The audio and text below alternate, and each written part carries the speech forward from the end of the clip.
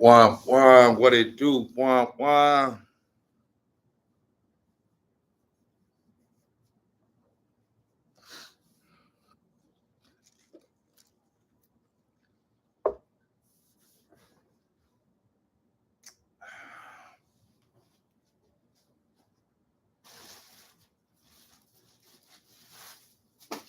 Snacks on.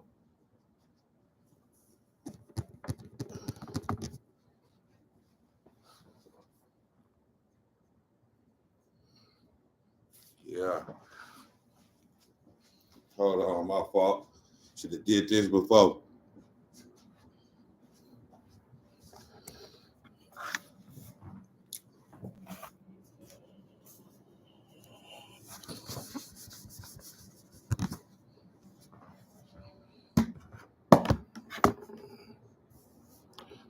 There we go.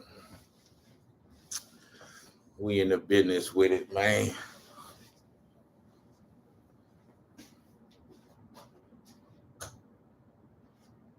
Snacks on.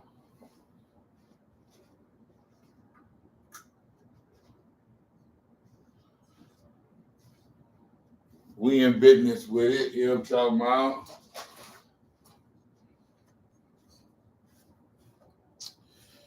Snacks on. Up in this business. I'm on the laptop on the live today. You feel me? Not on my phone. So the lighting and all that is kind of, I mean, it's a little dark and all that, but we gon' fuck with it how we fuck with it. Man. Snacks on Sports, man. I'm back with another one. You dig? And we getting ready to talk about these San Francisco 49ers.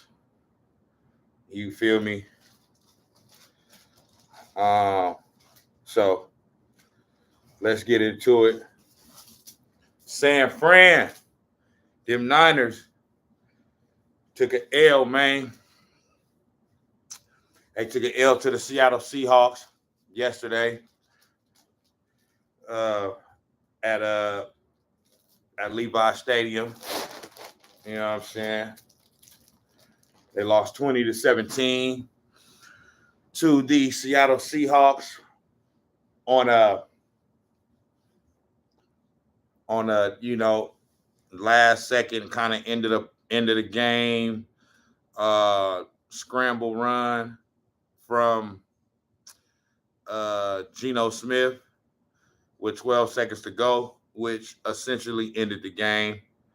And once again, just like the majority of the rest of the season, it was a game that the Niners probably should have won, and they found ways to lose. You know what I'm saying? So I'm just kind of here to give my take on the game, things that happen, what I see from the team going forward, and kind of the talk around the game and the team from fans and the media and all that. Y'all know I like to go in on the media. So, y'all see what the title is of this episode. And I didn't have to think real hard about what I wanted to title this episode, because it is pretty much what it is. You know what I'm saying? The Niners, for what it is right now, man, they're a mediocre team. You know what I'm saying? It ain't really nothing to get all, upset and mad about. Like, the whole thing about it is like this. In my fandom, I've grown to believe what these teams tell me and show me they are. So, did I think that the Niners were going to lose yesterday going into the game? No, I'm a Niner fan. Did I know that it was probability? And am I shocked that they did lose? No, I'm not. No, I'm not at all. You know what I'm saying? I was at the bar, you know what I'm saying, at the bar and grill, you know what I mean, watching it with my comrades, you know what I'm saying? And interestingly enough, this was my second time going to this particular bar to watch the game. Uh, and both times I went, they've lost. So maybe I shouldn't go there. You know what I'm saying? But I'm not surprised, man. You know what I mean? Because after the first 4 or 5 weeks of the season, I could see what this team is and what they were. You know what I'm saying? I still believe in the team and all that going forward, but I'm not surprised at the loss because, and it just more confirmed my thinking, which is that the Niners are just a mediocre team. You know what I'm saying? They can do things going forward that can help them become better than mediocre, but they got to start doing it. You know what I'm saying? They just got to start doing it, man. And so for me, this loss yesterday solidifies, and confirms to me that the 2024 San Francisco 49ers, so far, they're just a mediocre team. They're a middle of the pack team. You know what I'm saying? Nothing more, nothing less. And it ain't really nothing to get upset about or mad about, you know what I mean? Outside of just, the expectations for this team is that they're going to contend for a Super Bowl. You know what I'm saying? So they're falling a little bit short of that expectation so far, but they haven't fell short of it. You know what I'm saying? It's just so far they're not playing like a team that looks to be a bona fide Super Bowl contender. You know what I'm saying? But the part about it for me that is still encouraging is the fact that there's still a lot of season to go. The Niners are not out of it by no means. They still have an opportunity to win the division. They still have an opportunity to get in the playoffs as a wild card team. You know what I'm saying? So everything is still in front of them. And so one of the things that I want to address is the overreaction of the week to week overreaction of whether a team does good or bad, whether they play well or don't, whether a player plays well or doesn't. You know what I'm saying? And y'all know how today's sports media is and how this shit go, man. Already knew on 95-7 the game they was gonna be overreacting, and the sky was going to be falling this whole week because of this, because of this loss. You know what I mean? They're going to be over dramatic and acting like it's the end of the world. You know what I mean? Because they lost this game. And I just want to still keep it in perspective that everything that the Niners want to do is still in front of them. You know what I mean? It's still ahead of them. You know what I'm saying? So I'm not going to be surprised if the Niners go to Green Bay in Lambeau and win. You know what I'm saying? I'm not going to be surprised at all. I actually expect them to do that. You know what I'm saying? But I've been, I'm seeing a lot of talk. Like, let me see what is this here that I seen earlier. I was on Twitter. I seen something from Bonte Hill, who is a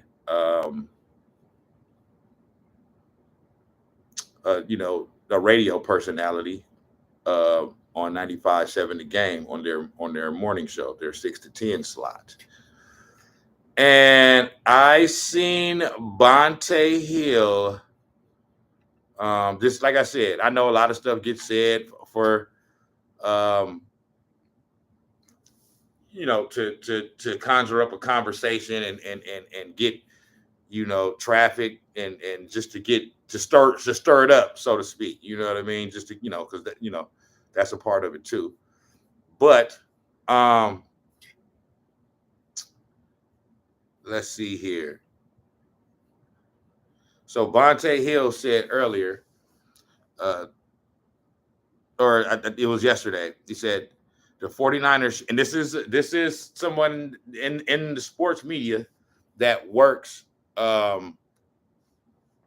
This is somebody in local sports media that works for the one of the, because there's two here in the Bay Area, but one of the top two local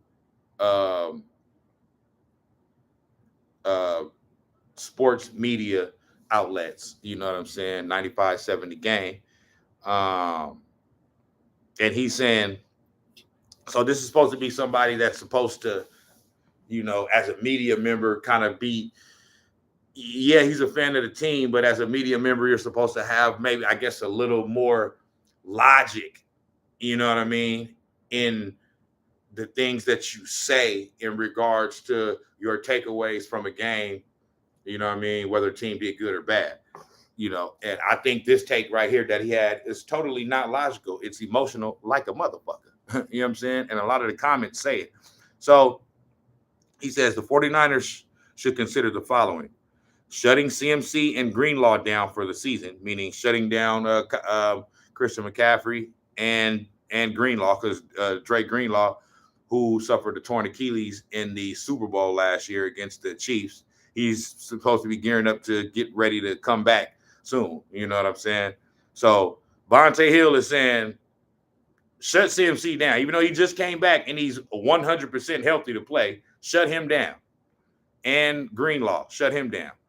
Play Cowing, Gorindo, and Pearsall as much as possible, meaning some of our young skill players. Pearsall, our first round wide receiver draft pick. Gorindo, who is the I believe the rookie running back that we have behind Mason and behind McCaffrey, and Play Cowing, who I believe is another receiver for us. You know what I'm saying? So play them as much as possible. You know what I mean? Fuck Debo and fuck Jennings and all of that. And then the last thing he says, put more on Purdy's plate. Why not? Got to figure out his true worth, right? So my thing is like, okay, with his last point, right? Put more on Purdy's plate. We have to figure out his true worth.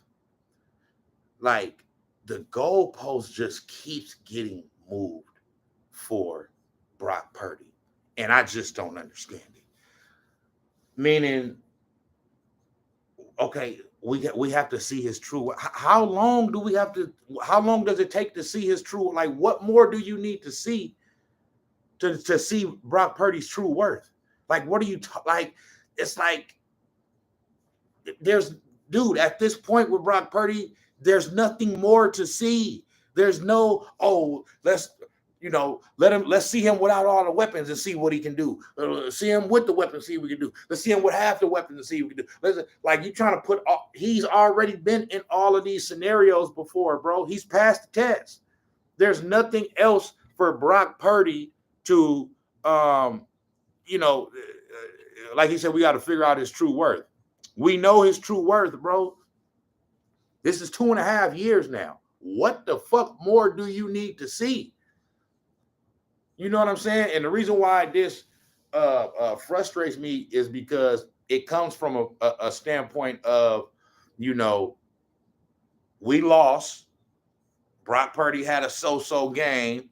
So now, I don't like the from week to week. It's different. If he plays well and he has a good game, pay him $60 million. If he has an okay game, a mediocre game, now we need to see if he's the right guy for the bro. There's nothing more to see. He's the guy. He's the guy. Y'all got to stop this. Brock Purdy is the guy, bro. He's the quarterback. As he should be. He's proven it enough already, bro. There's nothing more to see. They had a bad game. The team is having a mediocre season, bro. They're performing under expectations. We understand it. It doesn't mean that it's time to change quarterbacks, dude. Like, there's nothing more. Like, Brock Purdy should be off the list as far as one of the things what we need to see if he's the guy and all that. Like, bro, that's done. He's the guy. Okay. So then he says also shut down Christian McCaffrey and Greenlaw. Like I said, this is emotional. You're overreacting, bro. The season is nowhere near over. That was not a must win. If it was a must win, that means today, Monday, going forward, we wouldn't have no shot to do nothing. We just play out the rest of our game because, they contractually obligated to play out the rest of the season, but nothing else can be gained from that. There's still a lot to be gained from it. They're 5-5, bro. They can still win the division. Everyone else in our division has the same record, I believe, except for the Arizona Cardinals, who I think are 6-4 or 6 and maybe 6-3 or 6-4, or, something like that. That's only a game out.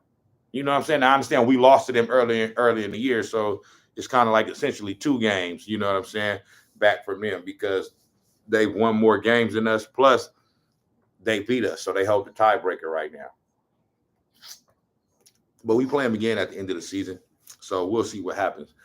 But I'm saying to say shut down Christian McCaffrey and shut down Dre Greenlaw, it's like, bro, you're overreacting. The season is not over. What if they win the next 3 games in a row, which is totally possible? You know what I'm saying? They could go to Green Bay, beat Green Bay. They could go to Buffalo and beat the Bills. The way they playing, you think they can go to Buffalo and visit? Every week is different, bro. It's any given Sunday. Okay? So any team can beat any team on any given Sunday, bro. You know what I'm saying? So it's possible. And then who we play after that? I believe we play the Rams. You know what I'm saying? So what if they win the next 3 games? Before the loss yesterday, they had won 2 games in a row. So if they would have won yesterday, that would have been 3 wins in a row. So what if they win the next 3 games in a row? And now they're 8-5. I guarantee if they win the next 3 games, and I know you want to just take it one game at a time, but if they win the next 3 games and end up being 8-5, this take that he had about shutting motherfuckers down and basically what you're saying is give up with the season is done. Give up on the season. This is the reason why I'm so glad that these media people aren't a part of the organization, bro, because they think emotionally. They don't think logically. They think like women. They think like bitches. It's not about that. You got to really understand where you're at. The season is not over. It's nowhere near being over. You know what I'm saying? So that's an idiotic take, bro. You're nowhere near the point in the season where to say it's time to start shutting people down for the rest of the season. You know what I mean? Because we ain't going to do nothing anyway. Like, we're nowhere near that. Even if we lose to Green Bay on Saturday, you still not near. Like, this is my thing. The Niners have 7 games left, right? Like I said, you want to take it one game at a time. The Niners got 7 games left. I'm hoping, praying, and wishing and have the faith that my team, the San Francisco 49ers, can, in their last 7 games, go 5-2. That would give us a final season record of 10-7. Okay? 10-7 in our division this year, depending on, the run that the Cardinals are going to go on or not go on, 10-7 probably wins the division. You know what I'm saying? 10-7, 11-6. You know what I'm saying? You know, but if not, you know what I'm saying? I believe it probably will get them a wild card spot. You know what I'm saying? So then once you get to the playoffs, it's a whole new season, bro. It's a whole new season. This is the reason why all of this talk about shutting motherfuckers down and this and that, blah, blah, the season is over, blah, blah. It's the reason why it's dumb. It's stupid talk. It's emotional talk. You know what I'm saying? Because there's still a lot of season left. A lot of things can happen. A lot of things can change. And all we need to do is find a way to get into the playoffs. That's it, bro. You know what I'm saying? We've shown in the past that if we get into the playoffs, we're a dangerous team. And regardless of how the season has went, you know, at that point, once you get into the playoffs, there's a sense of newness, of freshness, of okay, yeah, we in the playoffs. Yeah, the regular season, we had a little bit worse regular season than what we thought, we should have had. We ended up 10-7, or we ended up 9-8. But we found a way to get into the playoffs. And so now that don't matter no more. You know what I'm saying? We did our job enough we didn't play. We played a little less than, we was expected to play in the regular season, but we played well enough to get into the playoffs to have a shot, because it's one and done in the playoffs, bro. You know what I'm saying? Like for example, I'm not going to be surprised if the Detroit Lions get to the playoffs and get bounced in the first or second round. I'm not going to be surprised at all. Do I expect that to happen? I'm not saying I expect it to happen.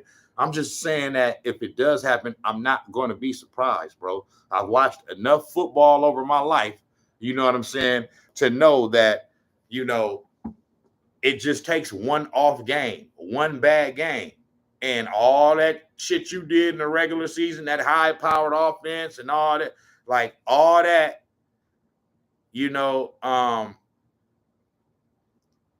can get shut down in one game.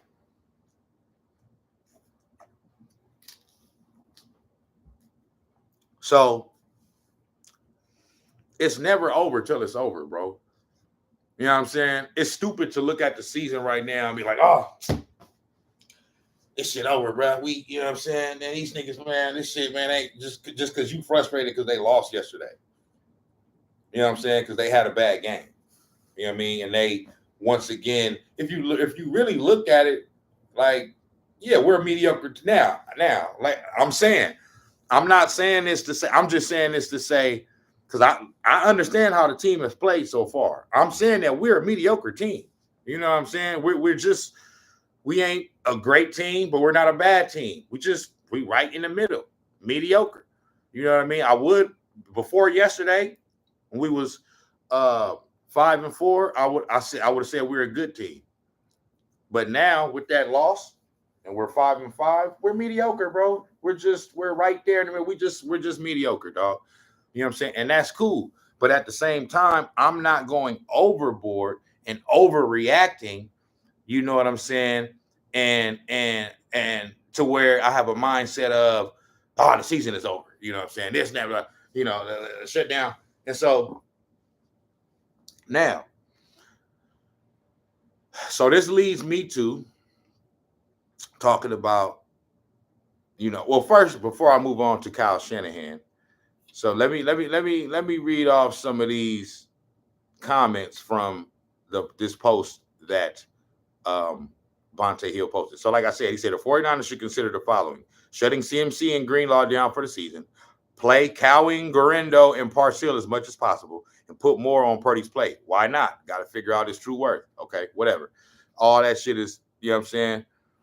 So there's a comment here that I liked where somebody said Niners should consider winning. Season's not over, not even close. And that's just basically my sentiment.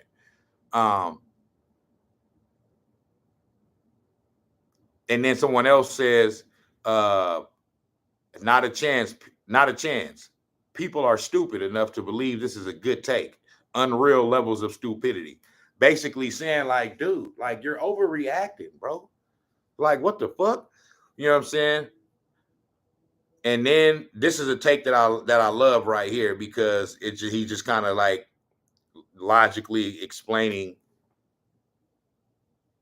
his reaction to Bonte's take. This is a tweet, you know what I'm saying, that Bonte, I'm on Twitter. So this comment says, love you, Bonte, but this seems like an emotional fan-like post. Everything is still ahead for them. I actually expect them to rise up. We'll see. If they lose to Green Bay and Buffalo, then yes, they should do what you're saying. And that's a logical way of looking at it, dog, by saying, listen, you know, he's saying, you know, Bonte, you know, I got love for you. I listen to your radio show, but you sound like an emotional fan right now. You know what I'm saying? Like the season's not over. Everything is still in front of him. Everything is still ahead of him. You know what I'm saying? And then he says, I expect him to rise up. And I do as well. I'm the same way. You know what I'm saying? I expect them to bounce back. I expect them to win in Green Bay on Sunday. That's just me. You know what I'm saying? I'm a fan. I root for my team. You feel me? What's going on? Eamon report. Mental fatigue and injuries have caught up this season. Maybe a year off from the postseason is what can help clear Kyle's head a bit. I-Man. What's going on, I-Man? You know, if that's how the season pans out, then I agree with you. It's kind of like that's similar to I feel like what's going on with the Warriors right now. They missed the playoffs last year. And they had missed the playoffs a few years earlier too, but everybody know that was circumstantial. It was the pandemic. They had injuries, and you know what I'm saying, and all that other shit. You know what I'm saying? So last year was the first year where they really missed the playoffs, and it was like a disappointment, even though they won 46 games and shit. But they didn't go to the playoffs. You know what I'm saying? So they had an early. You know, their season ended early, which for a lot of those players on the Warriors, it don't end early. You know what I'm saying? So I think that kind of helped. So I think you can be right about that if that's how the season pans out. I'm just not to that point yet. You know what I'm saying? Because there's still a lot of things that can happen. Like, for example, now I know people gonna say, oh, blah, blah, blah, you know, you're talking about the greatest quarterback of all time and all this other shit. True indeed. But the year that, I can use the San Francisco 49ers as an example myself. You know what I'm saying? They've done this, you know, over the past 2 or 3 years where they, you know, have had mediocre starts and then they turned it on towards the back end and then made a deep run. So the Niners have done this themselves. But if you look at the 2020 Tampa Bay Buccaneers, bro, the Buccaneers were super mediocre that year, all the way up until the last 4 games. They had a bye. If I'm not mistaken, they had a bye. They had their bye 4 weeks before the end of the season. So they played like 12 games or whatever. And I can't remember if 2020, if we were already playing 17 games yet, or if it was still 16, but they had played 12 games or whatever. They had and then after those 12, like they was like 6-6 or 7-6 or some shit like that. And then they had their bye, came back from the bye. They won their last 4 games of the regular season and then went on to win the Super Bowl. But I'm saying that whole year, like, the first 10, 11 weeks of the season, Tampa Bay just looked mediocre, bro. And you always give them a shot because they had Tom Brady, but it was his first year with the Buccaneers. Like, they didn't look like a team that was going to go on the run and win the Super Bowl, but they did. You know what I'm saying? So I'm not saying that the Niners are going to do that. I'm just saying those are the types of things that can happen. You know what I'm saying? use a higher draft pick to get an edge rusher. Yeah, they do need some help. Bosa needs some help. You know what I mean? Both lines need some help, man. That's really where where a lot of the issues is coming. We're not always being able to get pressure on the quarterback, and our quarterback is under pressure a lot. You know what I'm saying?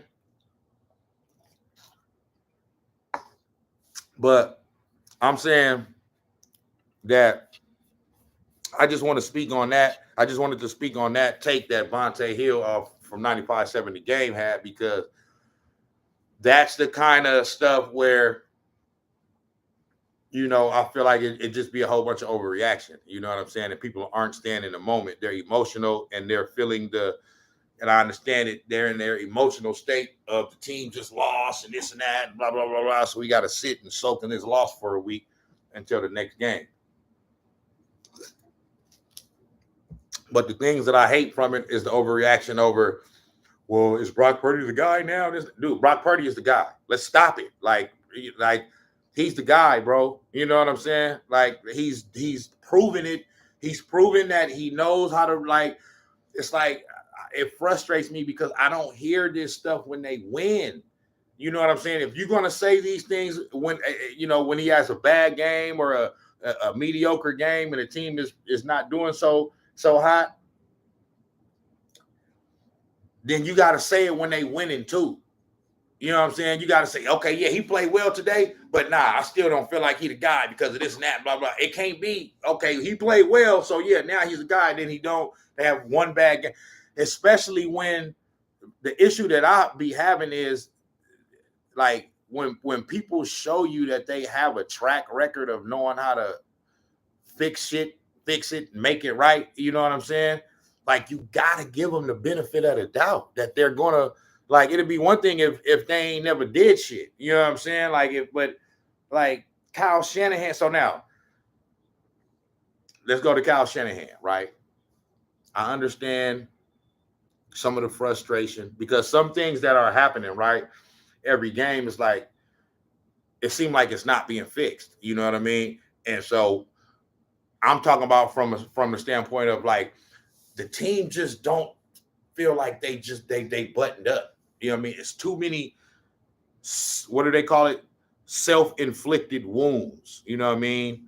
Meaning things that you can control. The other team is not forcing you into these mistakes. You're just doing it because you're not buttoned up.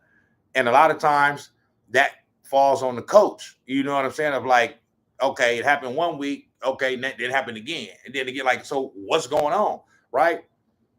But when it comes to stuff like that, I choose to use common sense. Meaning, I can understand some of the frustration at Kyle Shanahan when it comes to stuff like that. You know what I mean? And maybe some play calling, you know what I mean? I'm not going to question, though, Kyle Shanahan's. I can question it at times, sometimes, you know what I mean? But overall, I'm not going to question it, you know what I'm saying? Because overall, he does well. But it's specifically in talking about issues on the field and things mistakes that the team is making, self-inflicted wounds that seem like they're not getting cleaned up, whether it's special teams, I choose to use common sense. And what I mean by that is you're not going to sit here. No one's going to sit here and tell me that Kyle Shanahan and the coaching staff is not addressing these issues in practice. You know what I'm saying? Or trying to. Like they're not addressing or trying to address them.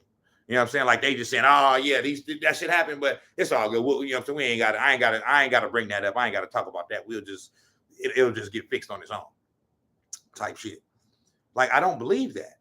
I believe that when it comes to the self-inflicted wounds, the mistakes, the shooting ourselves in the foot, the muffed punts, you know what I'm saying? The issues with special teams and all that, I believe that they've tried to address it. He's done things and said things to try to address it. So now So now what that leads me to is, okay, it has to go to the players. Like what I'm saying is there's only so much that a coach can do. You know what I'm saying? Now, Kyle Shanahan, from that standpoint, may be able to take the blame of these are the players that him and John Lynch chose to bring in. So they can take the blame from that standpoint of like you looked at a player and identified him wrongly as somebody that could help the team, whatever. But that's about as far as it can go. Like Kyle Shanahan can only prepare the team and the players to execute. He cannot execute for them. So when you want to continuously blame Kyle Shanahan for, you know, self-inflicted wounds on the field, you got to understand that there's only so basically what you're saying is that they're not addressing it. The coaching staff ain't addressing it. They just letting it happen, and they not saying nothing about it. They just like, fuck it. We just, hey, you know what I'm saying? And I don't believe that. I believe that these things are being talked about in film sessions, in practice, and all that. For whatever reason, the players aren't being able to not make these fucking mistakes. That's not Kyle Shanahan's fault. You know what I'm saying? Like, he only has so much power. Like I said, he can only prepare the team to execute. He can't actually execute for them. You know what I'm saying? So we have to keep that in perspective. We have to think about those things when we're talking about fire Kyle Shanahan and all that other stuff. Like I said, I can understand it from the standpoint of if Kyle Shanahan had been here for 2-3 years, the team was just god awful the entire time, and it doesn't look like they's getting better. Dude, like, we've been to 2 Super Bowls, bro. We've been to 4 straight NFC championship games. 4 straight. And 2 of the seasons started out like this. Didn't look like we was going to even make no type of run. We've been to 4 straight NFC championship games, bro. So, like, I can't let a season where we're playing a little bit lower than expectation, I can't let this one season just erase everything that he's done over the past 4 or 5 years. Like, his track record has to hold some type of weight. You know what I'm saying? He has to, like, get the benefit of the doubt in some type of fucking way that he's going to be able to figure it out, right the ship, and we'll be able to make a long run. And if not, it's still okay. It's only 1 year, bro. It's just something like, it's like, I don't like today's fans' mindset of, we love you when you're winning. We want to kick you to the curb when you lose. It's like, so damn, that's like a person, you know, that's like you asking somebody for help. You ask them for help, they give you help. You ask for help, they give you help. You ask them for assistance, they give you assistance. Always, right? And then you come ask them again, and this one time they say no for whatever reason. Maybe they can't help you out, or maybe they just looking at it like, you know what I'm saying? On this one, Playboy, you know what I'm saying? Much love to you, blessings to you, but you might need to figure this one out on your own. You know what I'm saying? Because I don't want to feel like I'm getting used. You know what I'm saying? And then because they say no that one time, now it's fuck them. And they ain't shit, and they ain't that, and they ain't never had your back. And it's like, bro, you asked me for help 50 times before this. I helped you all 50 times. So the 51st time you come and ask me for something, and I say, nah, I can't. I ain't got it. I can't help you on this one. Now it's fuck me. Like, that's equivalent to what these fans do when you got a coach like Kyle Shanahan that came in and get, like, we're spoiled, bro, and we're entitled. You know what I'm saying? Like we just have to win. If you don't win, kick them to the curb. If they win, Okay, come on, it's all good. You my nigga. Like I said, if the track record wasn't there, I can understand that. But the track record is there. You got to give him time to be able to right the ship. Kyle Shanahan is a great coach. You know what I'm saying? You can't get so into your feelings to where you want to just throw somebody away just because they're having a down moment or a bad moment. You know what I'm saying? So that's my thing with that. You know what I mean? It's like we gotta be a little bit more we gotta be a little bit more, you know, patient and show a little bit more what's the word? Where's this shit at, bro?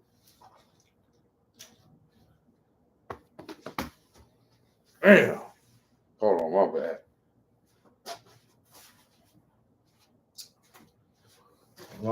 My bad. Yeah. You gotta show a little bit more patience and humility, man, when it comes to like let's have our team's backs. You know what I'm saying? Like let's not just have they back when they giving us what we want. You know what I'm saying? And the team is winning. Let's also have their back when when they're struggling a little bit. You know what I'm saying? And they're going through a little bit of turbulence. It's okay. You know what I mean? It ain't always just get rid of this guy, fire this guy, trade this guy, cut this guy. This guy's trash. This and that. Like, you know what I mean? Like, give him a chance to be able to make it right. You feel me? Papa J says, Kyle got to go. How many more seasons does it take for the 49ers to realize it? He's been here for many years already. All right. So, okay. So, Papa J, who you want to be the coach? You know what I'm saying? Like, this is what I'm saying. That's fine. You want Kyle Shanahan gone? That's okay. But you got to understand, bro, that if you get rid of Kyle Shanahan, like you got to understand, bro, that you don't just get rid of Kyle Shanahan and then everything else stays the same. Like everything else stays the same, and then you take out Kyle Shanahan and you just plop in some new head coach, but everything else stays the same. And now he's going to just pick up where Kyle Shanahan left off. It doesn't work like that. So if you get rid of Kyle Shanahan, you got to understand that Kyle Shanahan is the reason why him and John Lynch, but he has more say-so than John Lynch. Kyle Shanahan is the reason why that they built the roster that they had. Without Kyle Shanahan, you don't have this all-star roster. Then the team doesn't even contend at all. So you want to like the reason why I love Kyle Shanahan is because all you want to have a coach and somebody that puts in place the like that knows that you want somebody that gives you the chance to be able to contend every year. With Kyle Shanahan, we know we're going to be able to contend every year. You feel me? Kyle keeps making the same mistakes since Atlanta. There's a lot of coaches out there that have not been given a chance. It worked for Reed. Kyle is not good, and he does not make the world go, or Kyle is not God. I mean, I never said Kyle was God. You know what I'm saying? I understand what you're trying to say, though. What I'm saying is, like, dude, the grass isn't always greener on the other side. The 49ers made this mistake before 10 years ago with Jim Harbaugh. They got rid of a great coach. Now, Jed York ended up learning his lesson. That's the reason why we end up getting Kyle Shanahan. But right after Jim Harbaugh, look what happened. Jim Tom Sula, Chip Kelly, fucking like it was horrible for us, bro, because they like when you have a great coach like that, it's the same thing with Steve Kerr. They talk about getting rid of Steve Kerr, this and that. This dude won 4 championships. He won 4 championships. So because he's not winning a championship every year, fire him? Like you got Warriors fans that's out here talking about fire Steve Kerr. Like that's just fucking ludicrous, bro. You know what I'm saying? Kyle is a great coach and he needs a fresh start. The 49ers need a fresh start too. So they was the 49ers was just in the Super Bowl this past year. So like what like so what you saying is you're okay with going back to losing for a few years. You know what I'm saying? And hoping, because the thing is, if you get rid of Kyle Shanahan, there's no guarantee, bro, that you're gonna that like you get rid of Kyle Shanahan, you may be a bum team for the next 10 years. There's no guarantee that getting rid of Kyle Shanahan is going to make the team good going forward. That's what I'm saying. We know we have a good team right now. We have a good team. They're just having a down year. You know what I'm saying? Kyle can take us to the Super Bowl. We just can't win because he makes the same. Okay, I'll give you this. I'll give you this, Papa J. I'll agree with you on this. I'll agree with you that I do feel like in a lot of big games, NFC Championship games, Super Bowls, that when we've had leads and it looks like the other team is starting to gain a little bit momentum and come back, it does seem like Kyle Shanahan kind of loses his aggressiveness, so to speak, in whatever he was doing to get that lead. And it's like he starts to play against the clock versus actually just continuing to play his game and just run his game plan. You know what I'm saying? So I would agree with you that it seems like in some of those spots that there's a little bit of withering there. My whole thing is I don't believe that that's something that can't be fixed and addressed. Sometimes it takes multiple failures. You know what I'm saying? And when I'm saying failure, I'm talking about failing, not a failure like they're a horrible team. They're a great team. I'm saying failure on the big stage. Sometimes it might take, you know what I'm saying, a couple failures, you know what I'm saying, to be able to learn your lesson and get it right. Not to mention, you got to understand. Now, I do believe that Patrick Mahomes is not some unbeatable, player, and the Chiefs are not some unbeatable team. So when I say this, I'm not saying they unbeatable, but I am saying that he did lose in both of his Super Bowls. He did lose to one of the top three that I would consider now one of the top three quarterbacks of all time, and Patrick Mahomes. You know what I'm saying? But that's not to give him an excuse. I'm not saying that we shouldn't be upset at Kyle Shanahan, you know what I'm saying, or have some critiques of him, some criticism.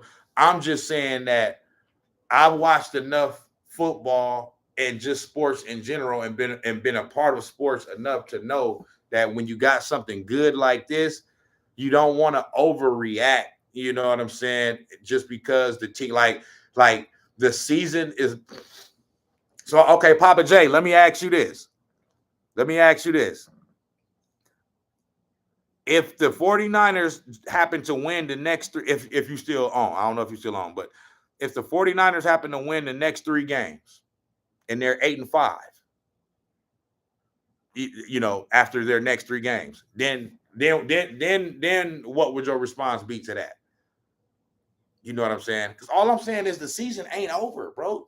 I understand they've performed a little bit under expectations, but the season is still not over. You know what I'm saying? If we keep Kyle, it is guaranteed that we will not win a Super Bowl ever. That's not true. That's just not true, bro. You know what I'm saying? Like, I'll tell you this. If we get rid of Kyle Shanahan, I'll guarantee that we will not win no Super Bowl no time soon. That I know. I can say that with Kyle Shanahan, this is what he has proven, that we got a chance to win it every year with him. I mean, it's just what he's proven. You know what I'm saying? I don't want to go back to the Jim Tom Sula years. I don't want to go back to the Chip Kelly years, even before Jim Harbaugh. I don't want to go back to the Dennis Erickson years. What's his name? the Mike Singletary years. I don't want to go back to that. You know what I'm saying? And these great coaches aren't easy to come by. You know what I'm saying? So it's like I think the a lot of the ire be pointed in the wrong direction. The ire has to be pointed more towards the players, bro. The players are the ones that are on the field. You know what I'm saying? Like they're the ones not executing. In the Super Bowl, when Christian McCaffrey fumbled the ball on that first drive, when he don't never fucking fumble the ball, but all of a sudden in the biggest game of the year, you fumble the ball while we're driving, you know what I'm saying, and getting ready to score a touchdown. That's not Kyle Shanahan's fault. Missed field goals, muffed punts. You know what I'm saying? That's not Kyle Shanahan's fault. You know what I'm saying? All he can do is prepare the team to execute. He can't execute for them. You know what I'm saying? He says, doesn't it seem like the rest of the league's catching up to Kyle's schemes? Just like during a game, we got to adjust to the defense. Like Kyle schemes, you got to understand, bro. Like this is somewhat like Bill's Walsh's offense. Like this offense has been around for fucking decades and shit, bro. You know what I'm saying? Now each coach that gets a hold of this West Coast offense, you know what I'm saying, can tweak it and kind of do their own little, you know what I mean, and make it kind of like their own in their own way. But it's essentially the West Coast offense. So, I mean, everybody knows what the West, all these teams and defensive coordinators, they know what the West Coast offense consists of and what it's going to do. It's just up to whoever is the coach or the offensive coordinator that is at the head of running the offense for whatever team. It's on them to kind of like tweak it and call plays in a way that confuses the defense and all that. I'm just saying, man, like, but I will say this. Because what you said, I will say one thing that I do think Kyle Shanahan needs to do better is make adjustments. I agree with you on that one. It does seem like, when we get a lead and then teams start to make a little run to come back, we don't make a whole bunch of adjustments. You know what I'm saying? To be able to, like, for example, yesterday when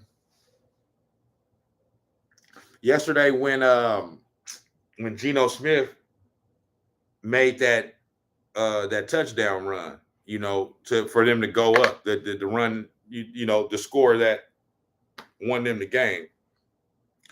Just 2 plays before, he had the same exact fucking scramble, the same type of shit. So that's the part that frustrates me. Now, that was the defense, though.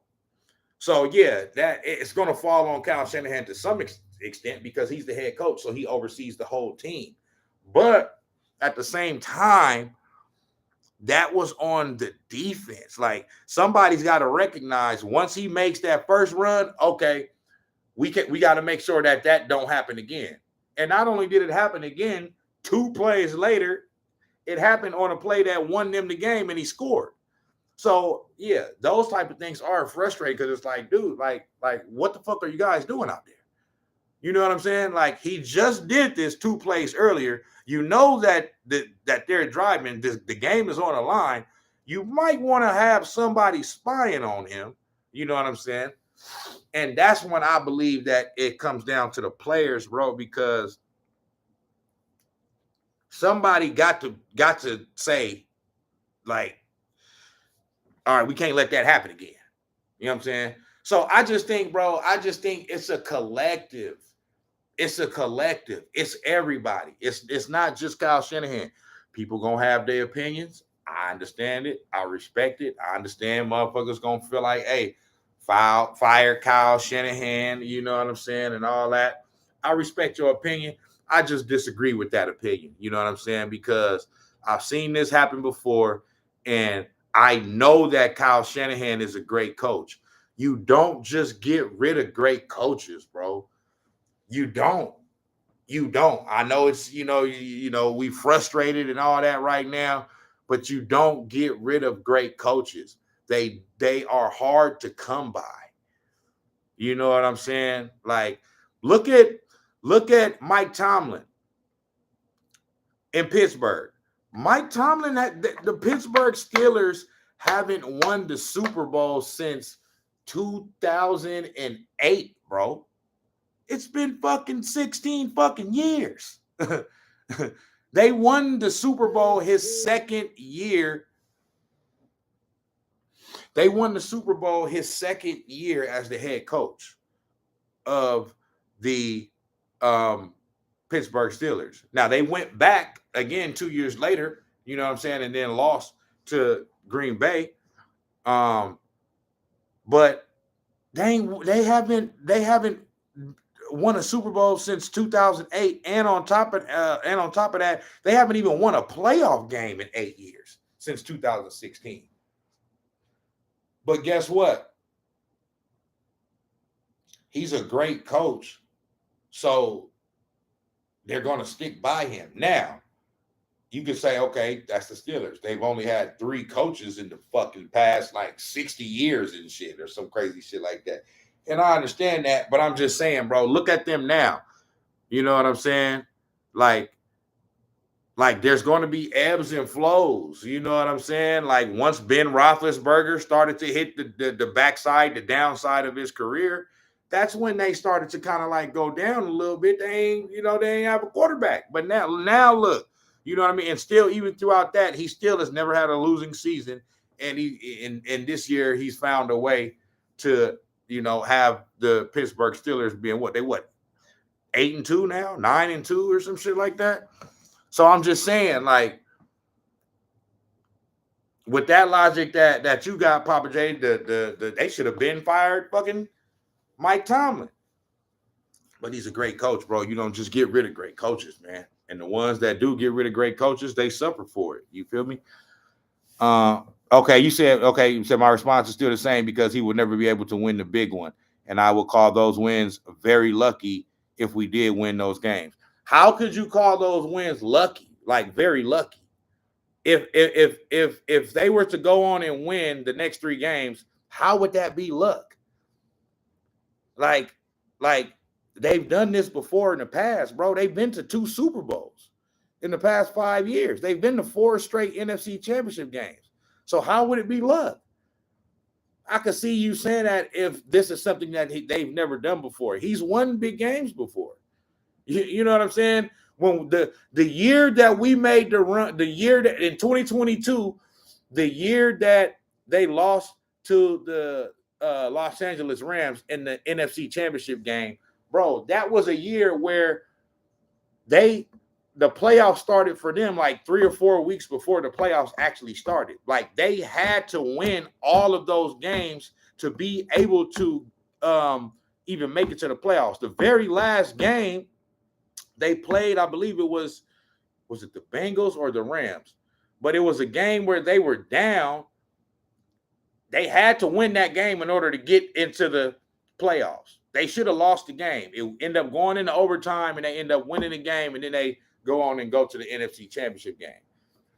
You know what I'm saying? So I'm saying, like, this has happened before. You know what I'm saying? My response, okay. I wouldn't go back to those years either. I've been a 49er since 1982. Okay. Oh, that's the year I was born, 1982. So you've been a 49er fan longer than me. So I respect that, you know what I mean? And I respect your knowledge. You feel me? But at the same time, we can't be scared to make no. It's not. It's not that I don't think they're scared to make changes. And I'm not, as a fan, I'm not scared to make changes at all. I just don't think, I don't think Kyle Shanahan is the issue. You know what I'm saying? I think that in some aspects of coaching, he can be better. But the reason why I don't, it's not being scared to make changes. I just don't think that he's the issue. I think it would be a mistake to get rid of him. You know what I'm saying? Because I think that that he's a great coach. You know what I'm saying? And you don't just get rid of great coaches. If you can get somebody better, okay, then maybe. But Kyle Shanahan is considered probably one of the top 2 or 3 coaches in the league, bro. You know what I'm saying? So I have at the same time, we can't be scared to make changes just because we have it much better now. Look at what happened to Don Shula, great coach, but never won a Super Bowl. I believe Don Shula did win a Super Bowl. Don Shula did win a Super Bowl. I think you were mistaking it with Dan Marino. Dan Marino never won the Super Bowl, but Don Shula did win a Super Bowl. They were the only team to go undefeated. The Miami Dolphins, when they went 14, when there was only 14 regular season games, they went 14-0, and they finished the season, I believe, 17-0. So they're the only team in NFL history to go all the way through the whole entire season without losing the game. The Patriots almost did it, but they lost the Super Bowl. You know what I'm saying? So Don Shula he did win a Super Bowl, you know what I'm saying? But he didn't win it with Dan Marino. You know what I'm saying? I don't know. I think Sorensen did great with our defense, especially. Okay, so that's another thing I'll say. So overall, I think Sorensen has done a horrible job this year. I think if somebody needs to be fired, if there's a coach that needs to be fired, his ass needs to be fired. You know what I'm saying?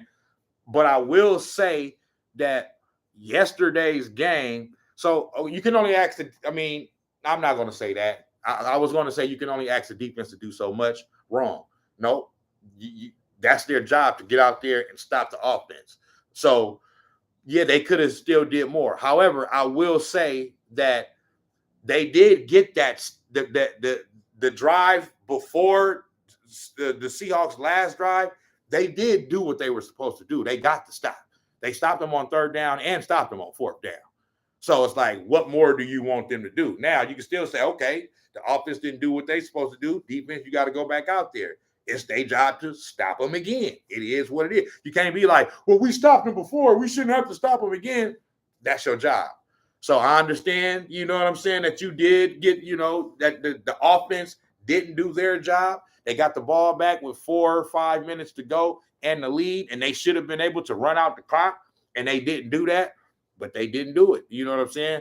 So I do give you that the defense did do their job the previous drive, and they got the ball back to the offense, and the offense should have been able to run out the clock. You know what I'm saying? But it didn't happen that way. So, you know what I'm saying? It is what it is. So I will give the defense and Sorensen credit for that. But to me, Sorensen is the one that got to go. You know what I'm saying?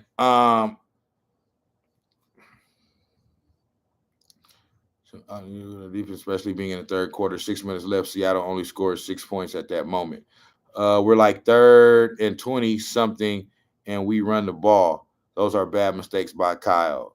Kyle is a great offensive schemer and a great head coach. He just needs to let somebody else do the play calling. Maybe that could be the answer. I think the play calling is where he's great at. I do think that Kyle Shanahan maybe needs to learn how to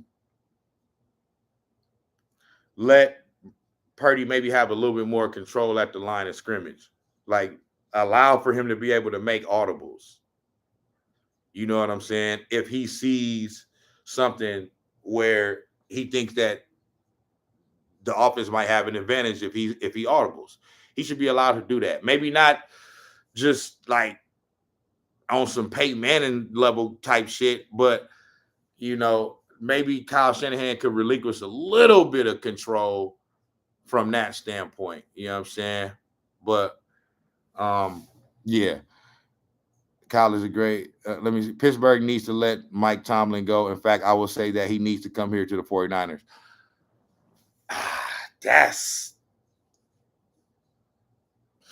I half agree with that. This is what I mean when I say I half agree with that, because even though I just got through saying everything that I said about Mike Tomlin, I did have the stance. I have had the stance over the past few years that I do feel that Mike Tomlin is a great coach, but a little bit overrated, because they'll say Mike Tomlin never had a losing season. Yeah, but a lot of those seasons over the past 7-8 years have been 8-8. Like, okay, he never had a losing season, but I mean, he's had a lot of 8-8 seasons, so it's a little bit misleading there. You know what I'm saying? So I'm saying that I agree with you from the standpoint of not necessarily that the Pittsburgh Steelers need to let Mike Tomlin go, but him being just this all-time great coach. I do think he's a great coach. I just think maybe it's a little bit overrated. You know what I'm saying? But, so I do kind of agree with you, but I disagree with the fact that he should come here. You know, now, if they were to let go of Kyle Shanahan and we end up getting Mike Tomlin, yeah, I wouldn't be opposed to that. But I think we have the right coach, man. I just think we got to just keep, you know what I'm saying? We just keep going at it, bro. Like, you know what I'm saying? Like I said, that's just my opinion. We may agree to disagree on that one. I feel you. You step fast on, hey, get Kyle Shanahan out of here. Reed was a great coach in Philly, but it took him to leave and join Kansas City to be able to make a great Super Bowl run. I'm gonna tell you, I so disagree with that. I hear a lot of people say, "Oh, well, it took him to go to Kansas City, bro." Like, it took for him to get Patrick Mahomes, dog. That's the that's the secret weapon. That's what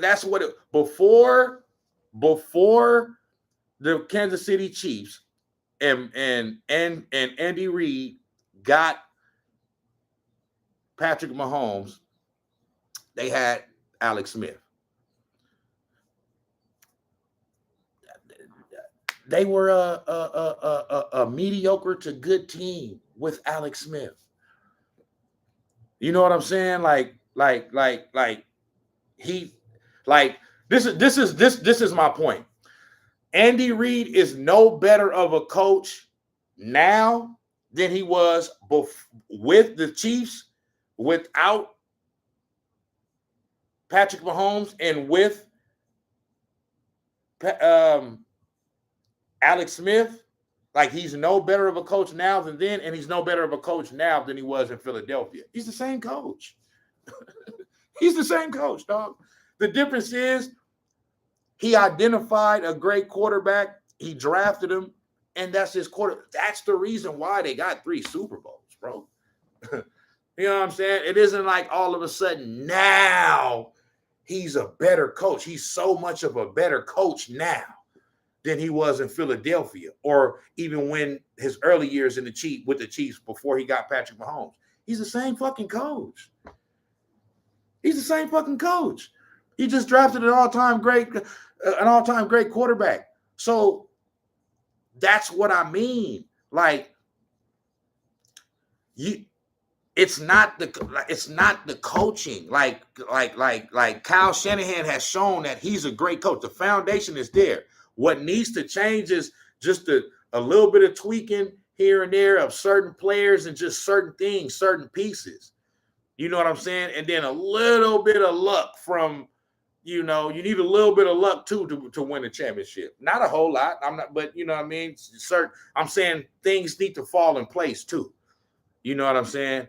So that's just how I see it, bro. You know what I'm saying? I see it. I don't see it as Andy Reid is a better coach now. So that's why he's got it. It took for him to leave Philadelphia. It's like Donovan McNabb was a good quarterback, borderline Hall of Famer, but he wasn't Patrick Mahomes. You know what I'm saying? They went to 4 straight NFC championship games. They went to a Super Bowl. They just didn't like coaching can only take you so far. Yes, coaching can all can't coaching bad coaching can also prevent you from winning the ultimate prize, but it also can only take you so far. You know what I'm saying? I always use the example of Phil Jackson, Bill Belichick, Greg Popovich, Pat Riley, Bill Walsh. What do all of these coaches have in common? They're all what we consider all-time great coaches, but they all had all-time great players. All of them.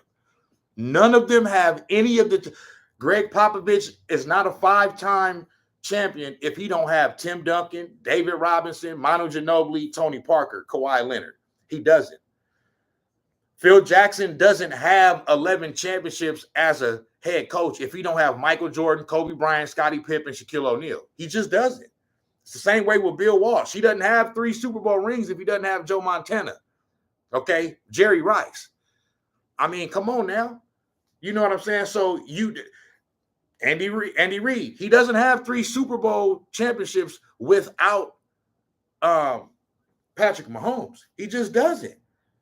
So you need great players. You know what I'm saying? Kyle Shanahan has great players right now. Does he have anybody that we would consider like all-time great yet? I believe Brock Purdy can be on his way to being that, but not yet. You know what I'm saying? I believe Brock Purdy is the right guy. You know what I'm saying? People forget he was an MVP candidate last year. He was a literal MVP candidate. He was one of the finalists. Okay, so Brock Purdy has shown that he has the pedigree to be that, but has he done it yet? He hasn't done it yet. You know what I mean? We still waiting on that breakthrough. On that, we're not waiting on a breakthrough to know if he's the guy. He's the guy. We waiting on that breakthrough from Brock Purdy to know, can he make that drive? Can, you know what I'm saying, to win that big game? You know what I'm saying? I believe he can. You know what I'm saying? I'm not one of the fans that believe just because a coach or a player hadn't done something yet that they can't do it. You know what I'm saying? Some teams, coaches, and players can't do it. But like for me, like for example, James Harden, I just don't believe that you'll be able to win a championship with him as your number one guy. You might get close. I just don't believe you'll be able to win it. But I mean, lesser coaches than Kyle Shanahan have won championships. So my opinion is it's you know, just got to keep working at it. Just got to keep going at it, bro. But coaching can only take you so far. You need great players. You know what I'm saying? Santa Clara fella says they either go 7-0 or 6-1 to make the playoffs realistically. Shanahan is going to have to make this offense carry with Bosa likely missing time. Okay. We're playing it. Okay. Papa J says we're playing against Green Bay and the Bills are at their house. There's no way we're winning those 2 games. Like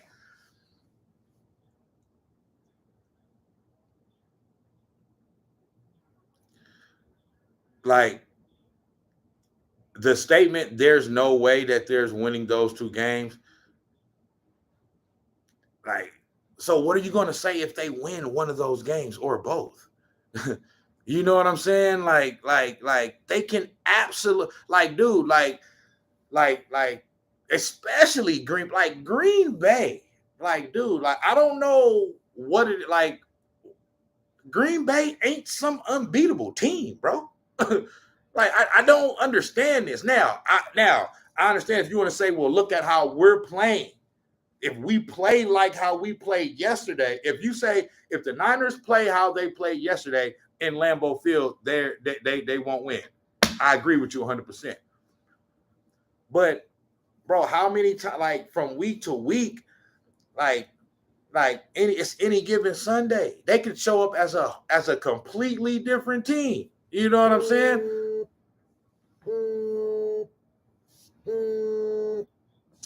they can show up as a completely different team, bro. You know what I'm saying? And possibly, you know what I'm saying, win. So I just don't. I know you're a fan. You know what I'm saying? Like you said, you've been a fan since 1982. But it's just like, damn, like what kind of like faith is that in your team to say that like they have absolutely no shot to win either one of those games, and just simply because they're on the road? Like, to me, in the past, that's when the Niners a lot of times have been there at their best when their backs are against the wall. They went on the road with multiple quarterbacks, with Jimmy G and Brock Purdy, and won road games in the playoffs, big games in Green Bay, in Dallas, you know, in different places. You know what I'm saying? So to say that they don't have it in them to go and win at least one of these games, if not both, I'm just not there yet. I'm not there yet. You know what I mean? I'm sorry, Papa J, that you feel like that, but I'm just not there yet. You know what I mean? Let us get 2 games under 500, 2 or 3 games. I'm not going to be at that point until we're at least 2 or more games under 500. You know what I'm saying? But as long as we're still hovering around 500 or a little bit over per se, and we still got an opportunity to make the playoffs, I'm going to believe that we can make a run, because it's different in basketball. In basketball, you play series. So the better team normally wins. Generally in basketball, the better team is going to win, because when you play a 7-game series, the better team is just going to win. You know what I'm saying? It ain't just in one game. You can have a inferior team win one game, win game 1. You know what I'm saying? You know, but generally over the course of a series, the better team is going to edge out the inferior team. You know what I'm saying? But in football, it's one and done. It's sudden death. It's win or go home. So you can be a team that maybe not as good as the team that you playing, but the team that you playing may have an off day for whatever reason. Somebody could get hurt. An important player from that team could get hurt, and you could win the game. You never know. So I'm not going to count the team out until they're out. But like I said, I understand the pessimism because of how they play. They've been up and down this year, up and down. So I understand it. You know what I'm saying? It says, Kyle, Santa Clara fella says, let me see. Okay, damn, y'all been, my fault, y'all. I've been missing.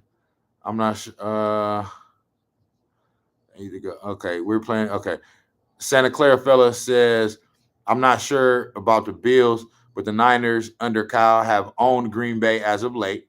Let's hope that continues next week. That's what I'm saying. That's what I'm saying, man. I'm just saying, like, the track record gotta stand for something, my nigga. Like, you know what I'm saying? It can't just be, you know, the track record gotta say something. You know what I'm saying? I'm not sure about okay. Santa Clara. Okay, he said I will give Kyle that. Am I mistake? You're right. Shula did win a Super Bowl. Yeah. You know what I'm saying? Yeah, he won a Super Bowl, but I get what you were trying to say. You were trying to say that he was there. Now, I think he only won that one Super Bowl, and he was there for like 30 years and shit. Like, he was there for hella long. You know what I'm saying? And only won that one Super Bowl.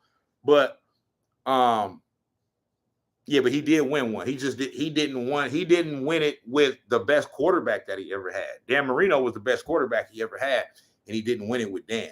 So, and the best shot that they had was early in Dan's career when they went to the Super Bowl against the 49ers. But they lost it. They lost to Joe. You know what I'm talking about? Sorensen is playing with a bunch of rookies and players that have not been on the team for so long.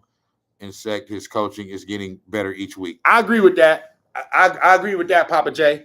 I would agree that Sorensen does seem to be getting a little bit better week to week. I would agree with you there. You know what I'm saying? But still, the defense still ain't like the defense this year is just not the reason why I've been on Sorensen is because in the past, we've always had like ferocious defenses. Even when we've had bad teams, even when we've had bad quarterbacks before Kyle Shanahan, like our defense, our front seven has always been ferocious, hard hitting, punch you in the mouth. They're going to hit somebody. They're going to take somebody's head off. You know what I'm saying? You may win the game, but you're going to be battered, bloody, and bruised up at the end of it. Now it just seemed like they soft, they ain't hitting nobody. You know what I'm saying? They not sending no messages. Teams is just able to just run, Now, overall, on the points standpoint, from like points scored by opposing offenses, I think they're doing pretty good there, though, because just like yesterday, I mean, the motherfuckers only scored 20 points, and up until that last touchdown run by Geno Smith, they only scored 13. So, I mean, and that's really what matters the most. You know what I'm saying? Is points scored. You know what I mean? You can get all the yards you want to get, but at the end of the day, it only matters if those yards lead to points on the board. You know what I'm saying? And they have been doing a good job at that. You know what I'm saying? The offense has been leaving a little bit, what they say has been leaving a little bit more to desire. Like, this is supposed to be an offense that even without a few weapons, Ayuk and Kittle, like they still should be, they should be able to still score 25 points. You know what I mean? Like, you should still be able to score. And they're shooting themselves in the foot. They're getting down there in the red zone. They're not being able to score touchdowns. They're scoring field goals. They're missing field goals. They're giving the team, their opposition, extra opportunities by bonehead turnovers, muffed punts. It's just overall the team is just not buttoned up. You know what I'm saying? Mick Mallow says we need an OC. Y'all on Kyle Shanahan head. I mean, damn, I'm trying to defend my nigga. Y'all like, fuck this dude. Like, so we want to take damn, bro. I just hope that Kyle, I just hope they're able to turn this around. And regardless of what y'all feel, Kyle Shanahan is not going to go anywhere. He's at least not this year. You know what I'm saying? He'll be back next year. You know what I'm saying? So I just hope he's able to, turn it around and get y'all back in his good graces. And I know he will, because winning cures all. So I understand. Fans, we get emotional. We just want to see our team win, especially when we know we have a team that is ready to win now. You know what I'm saying? And I understand it. You know what I'm saying? I totally understand it. You feel me? But I just still have faith in the team. I still have faith in him as a coach. Only because, like I said, the only reason why I feel this way is because I've seen it before multiple times. You know what I'm saying? Like I've seen them start bad and end well. You know what I mean? Maybe not hoist the trophy at the end, but you know what I'm saying? I've seen this happen. So, I'm just giving them the benefit of the doubt that they're going to be able to turn it around somewhat. You know what I'm saying? Santa Clara fella, Kyle is the problem. His play calling lacks innovation and aggression. Instead of adapting, he is set on his stubborn old ways. He is too predictable and afraid to risk. Teams know this too much. I mean, I don't know. I agree with some of that, and some of that, because it's like he said his play calling lacks innovation, but it's like some of his schemes and I will say it hadn't been there. It don't look like it's been there this year, but before this year, bro, like some of them exotic schemes and all of the pre-snap motions that that he was doing, you know what I'm saying? Like that's innovative than a motherfucker, man. He was doing some shit like You know what I'm saying? It's just what it is. It's just not working now. And I do agree that sometimes it looks like once I think the problem with Shanahan is, and like I said, we don't fully know. We not there. We not in the locker room. So we just kind of going off what we see. But I do feel like part of Kyle Shanahan's problem is once his original plan doesn't work, or maybe it has worked and it's no longer working in that game any longer. Like the team has figured it out, the opposition has figured it out, or whatever. It doesn't seem like he has too many counter moves. You know what I'm saying? He doesn't seem to be a good adjuster. You know what I'm saying? So those are things that he need to work on. But I have confidence in him that he can get it figured out. Talent on offense is to being struggling this bad. I think I hear you trying to say that we got too much talent on offense to be struggling this bad. I agree. Papa J, if Kyle died tomorrow, who would you hire for the well, let's knock on wood. Hopefully he doesn't die tomorrow. You know what I'm saying? That's a little extreme. But if Kyle was to die tomorrow, who would I hire? Bill Belichick is out there. You know what I'm saying? You know what I mean? I don't think you can go wrong with Bill Belichick. You got Bill Belichick out there. And to be honest with you, I really don't know, bro. You know what I'm saying? I really don't know. And that's what I'm saying. It's like, love.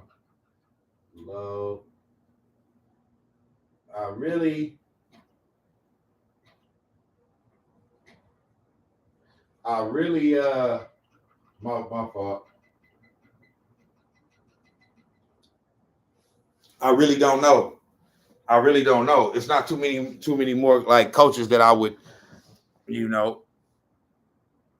got Bill Belichick out there. Is there any other coaches that is coaching another team right now? That I heard you say Mike Tomlin earlier. I mean, I wouldn't be opposed to that, but I would prefer Kyle Shanahan over Mike Tomlin. That's just me. I prefer Kyle Shanahan over Mike Tomlin. He's had more success than Mike Tomlin over the past 5 years. That's what I'm all about. Fuck what you did in 2008 and 2009. I'm not saying fuck it like it don't mean nothing. It does mean something. You accomplished something. You did something. But, what have you done over the past 5 years? And Kyle Shanahan has been a better coach the past 5 years. That's what matters to me. What you're doing right now. You know what I'm saying? And I understand Pittsburgh got a good team this year right now. You know what I'm saying? But, I mean, overall, Pittsburgh has just been okay. They ain't been, and a lot of times they've been more on the side of, below average. You know what I mean? They just find ways to win some games that they shouldn't in the past. But yeah, if Kyle Shanahan dies tomorrow, who would I hire as the 49ers coach? The only person that I could really say right now is Bill Belichick. I mean, can I go to the college ranks and think about what about Deion Sanders? Do we want Deion? You know what I'm saying? I mean, Kyle Shanahan is a great coach, man. I don't know who I would hire if he died tomorrow.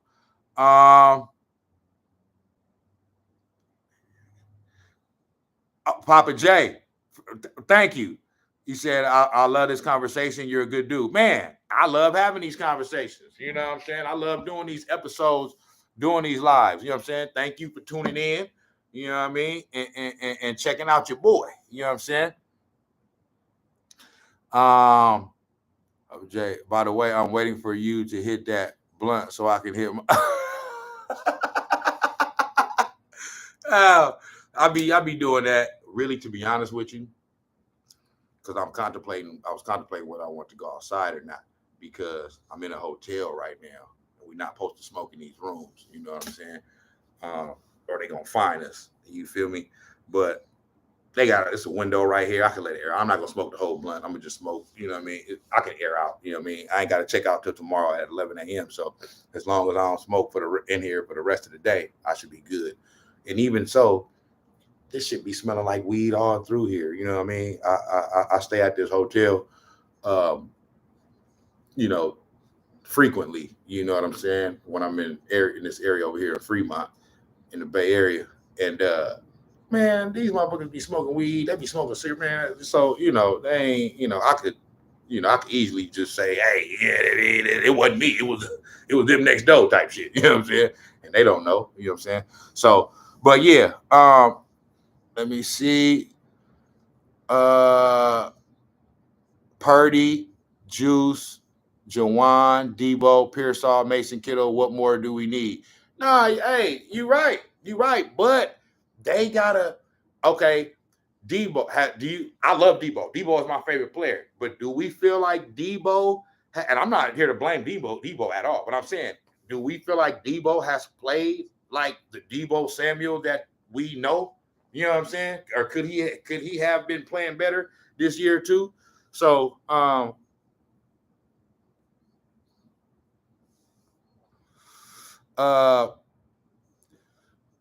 so I get your point. The point being, we got all of these weapons. Well, I mean, what more do we need? Man, sometime, man, it just I don't know what it is about going to the Super Bowl and losing, but that following year for the Super Bowl loser, just for whatever reason, man, it just ends up like this. You know what I'm saying? Um, CFC, my guy though, Dealer Bree, what's good? Why? Not looking good this year, but a lot of injuries, bad luck. I hope they. Yeah, I mean, listen, Dealer Bree, it's not looking good.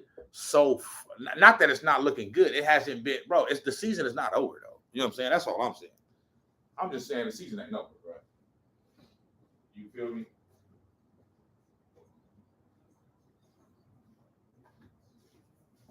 I'm just saying the season ain't over. That's all I'm saying, big dog.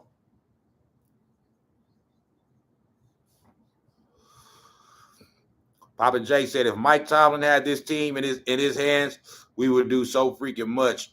He would focus on the running game, throwing game in a different way than Kyle is handling it now.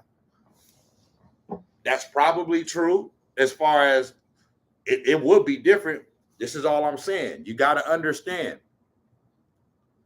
Without Kyle Shanahan, that means some of the players that we have, we probably don't have them. That's all I want people that want Kyle Shanahan gone to understand is that if you remove Kyle Shanahan, then you have to remove everything that's attached to him when it comes to the franchise. So if you remove Kyle Shanahan, most likely you don't have the roster that you have because they're there because he wants them there. You know what I'm saying? In most organizations, the general manager is over the head coach. But in our situation for the 49ers, Kyle Shanahan is over John Lynch. You know what I'm saying? Kyle Shanahan hired John Lynch. John Lynch is not going to bring in any players into the organization that Kyle Shanahan does not agree with. And for a lot of organizations, it's not that way. They're going to bring in whoever the fuck, and the head coach just got to, you got to find ways. You just got to find a way to make it work. You know what I mean?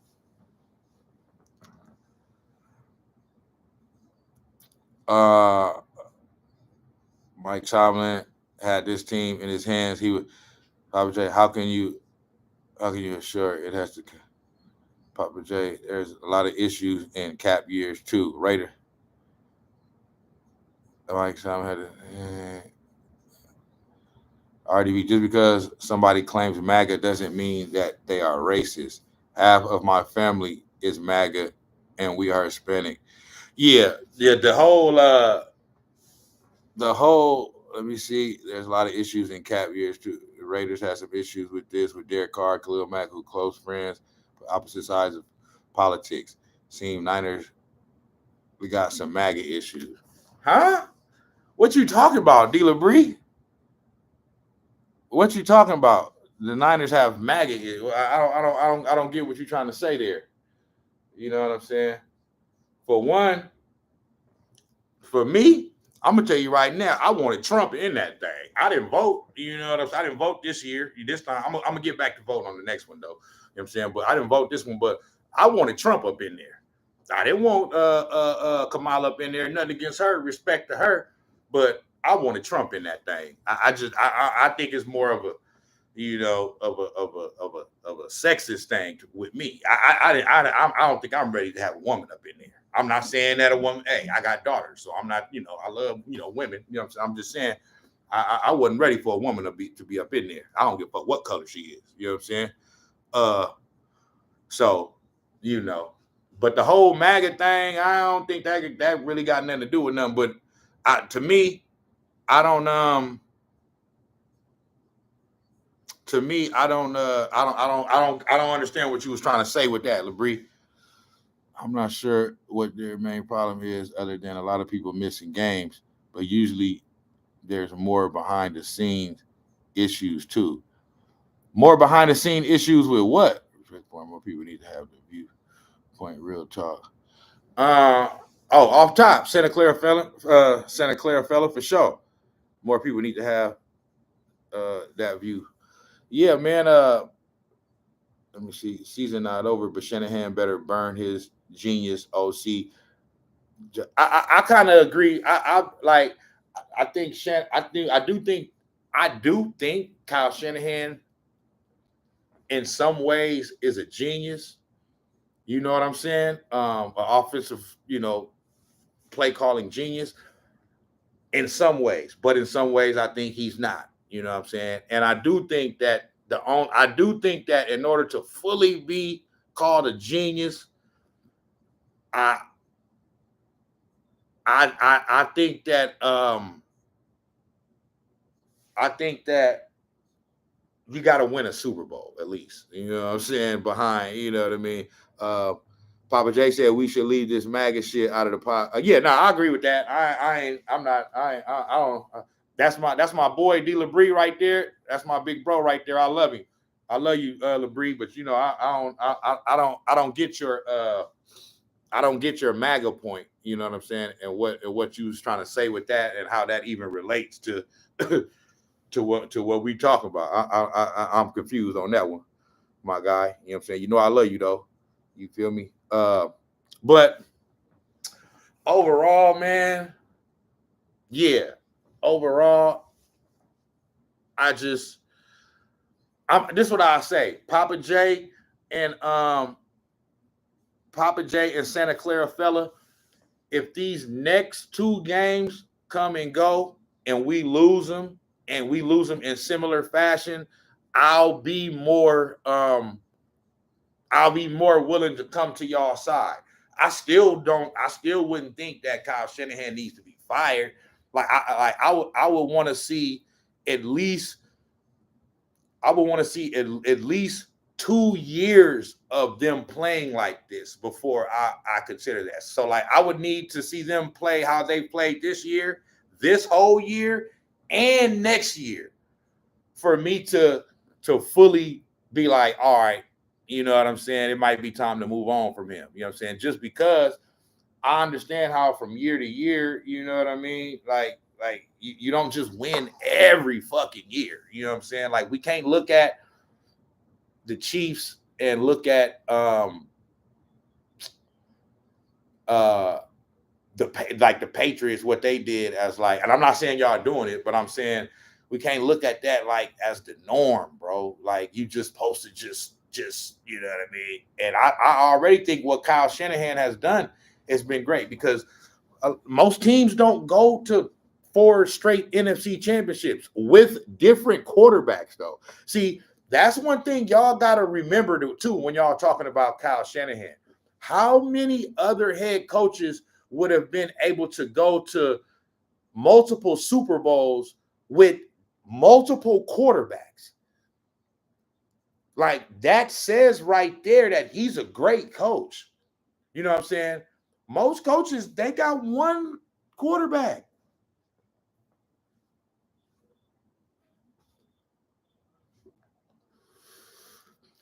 Andy Reid is an exception. He went to the Super Bowl in Philadelphia with Donovan McNabb. Went to the Super Bowl in in KC with Patrick Mahomes. So he's done it. You know what I'm saying? But for the most part, to be able to do it like that, in a short period of time in 2019 and then in 2023, you know what I mean? Take the same team, but with two different quarterbacks to the Super Bowl. Like that says he that's the reason why I have a lot of faith in him. You know what I'm saying? Like that says that he knows what he's doing. He knows, you know what I mean? He knows what it takes. Season is a wrap in that worst case scenario. I'm taking it one game at a time. We need to beat Green Bay. That's all I'm saying. We agree on that. You know what I'm saying? DeBris said, MAGA, I'm saying because it's an election year and political conflicts can be more pressing. A lot of people can feel away. Both are big on MAGA, and I see sometimes white players be chilling with no black players. I see what you're saying, but once again, I don't see how that has anything to do with anything that I'm talking about, bro. You know what I'm saying?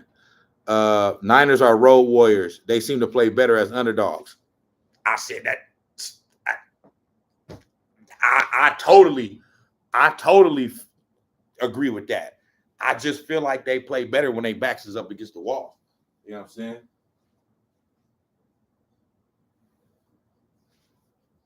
My fault.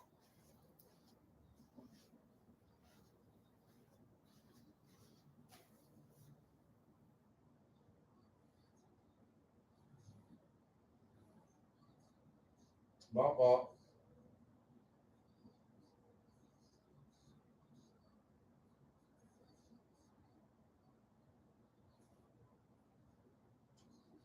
Yeah.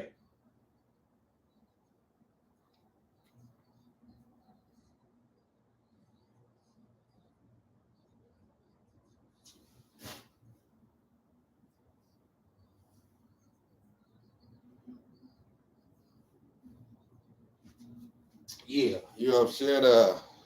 My fault. Hold on. I gotta take a piss real quick. My bad. Give me 1 minute.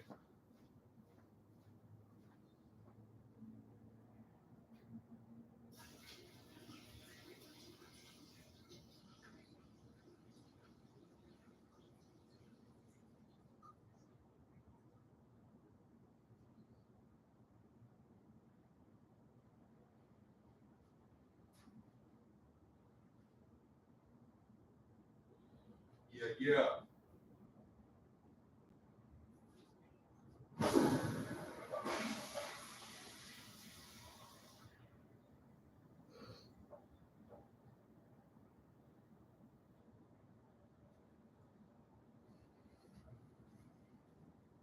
Yeah. You did. So Pearsall was chilling with Debo at the Warriors game. He said, "What you talking about?" Pearsall was with Debo. Yeah, I don't know what you know what I'm saying. He said, "BJ, I'm only saying maybe there's some unity issues in it." Okay, yeah. Well, say that then, bro. I just wasn't getting it. But I don't, like I said, you're not wrong for speculating that. You know what I'm saying? You know, we don't know. We not there. But for me, I don't think that guy. I don't think that has anything to do with anything because, especially when it comes to Bosa, because everybody been knowing that Bosa is MAGA. You know what I'm saying, or like whatever. You know what I'm saying, like, and they don't. And a lot, I don't like, bro. My thing is like this, bro. Like, if I'm in a lot like that, if I'm in the locker room with both, like even like let's say I'm like I don't give a fuck neither way. Like I'm not a Democrat or a Republican. I'm independent. You know what I'm saying? I don't care either way. But let's say if I was like one of these high powered Democrats, you know what I'm saying, that's against MAGA and Trump and the Republican Party and all that. in the locker room, bro, like I still give Bosa and anybody that, like, that's his right. You know what I'm saying? If he's MAGA or like, you know, I'm not mad at that. My thing is, how do you treat and talk to me? You know what I'm saying? I don't care about what your political views is, who you support, and all that. I care about how you interact with me. Are you are you know what I'm saying? Are you respectful to me? Do you treat me? You know what I'm saying? Or are you, you know what I'm saying? Are you a mean person? So whatever his views is, that's, I ain't even tripping off. I don't give a fuck if he got a MAGA hat in his locker room. If he's like, you know what I'm saying? Like, that's his right. You know what I'm saying? It's just that wouldn't, like, it's, I only care about, like, is we here for one common goal to try to win. And that's it. You know what I'm saying? Like, that's all I give a fuck about. I don't even care about that. You know what I'm saying? My hey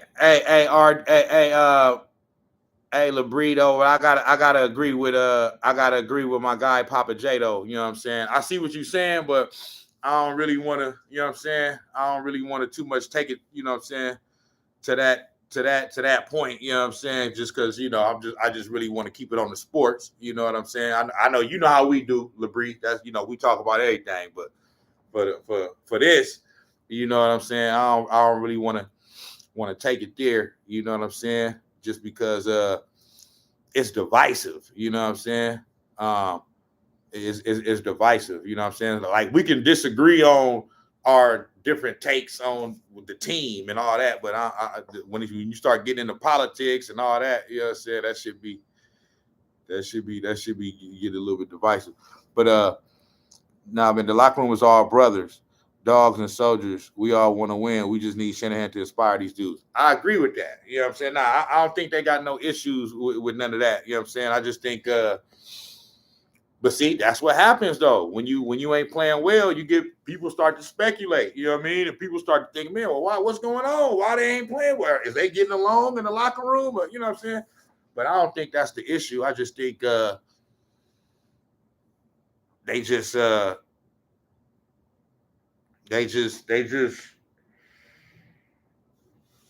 they just not playing well, bro. You know what I'm saying? And shit, man. I for me, I would, even though I don't fully believe in this either, but I would more put it on the Super Bowl loser shit than, like, they don't get along, you know what I mean, in the locker room and all that, you know what I'm saying? Like, and I don't even fully believe that either. You know what I'm saying? Like, I don't really believe that there's some type of, it's just that it's damn near something that you got to think about, because if you look at it, like, um, I think the Chiefs are the only team over. Wait, no, because the Patriots lost the Super Bowl, and then the Patriots lost the Super Bowl in 17, and then won it in 18. You know what I'm saying? Um, so the Patriots did it. Yeah, the Patriots lost the Super Bowl in 17 and then came back and won it in 18. And then the um the Chiefs lost the Super Bowl in 20. And who won it in 21? The Rams won it in 21. But yeah, it's just a lot of most of the time, the team that loses the Super Bowl, they don't have a good year the next year. You know what I'm saying? It was the same for us in 19. It was because of injuries, but for whatever reason, you know what I'm saying? But for whatever reason, you know what I'm saying, whether it's injuries or whatever the reason is, it seemed like the team that loses the Super Bowl, they don't have a good year the next year. They just don't. And the only teams that have are teams that have had either the best quarterback of all time, Tom Brady, or a top 3 quarterback of all time. You know what I'm saying? Could easily be 8-2 when you think about it. That's the part that do have me a little frustrated. That's the part that do, you know what I'm saying? I believe Parcells, quote, you are what your record says you are. I do believe that. But damn, man, when you look at that Cardinals game, they should have won that. When you look at that Rams game, they should have won that. You know what I'm saying? When you look at yesterday, they should have won that. You know what I'm saying? The loss that I give them that Vikings loss. They just lost that one. You know what I'm saying? And then who have we lost to? We lost to the Vikings, Cardinals, Rams, Seahawks, and who else have we lost to?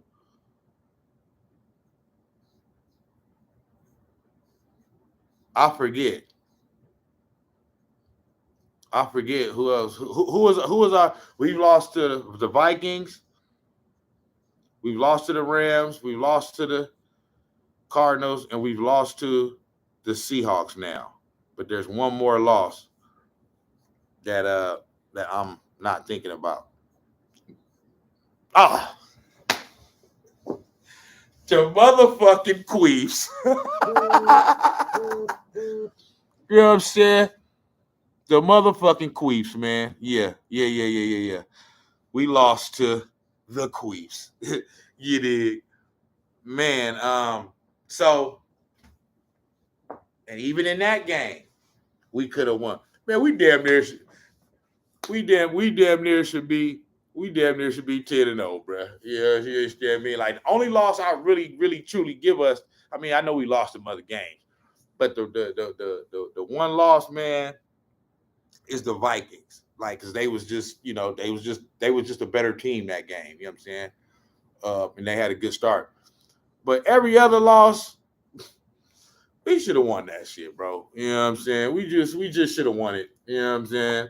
Like, we should be 9-1 right now. You know what I'm saying? On some real shit. Like, that's the crazy thing about it. You feel me? Is that we really should be 9-1, but it is what it is. You know what I'm saying? We just an average team right now. Yep, we just an average team with a lot of bad luck injuries. You know what I'm saying?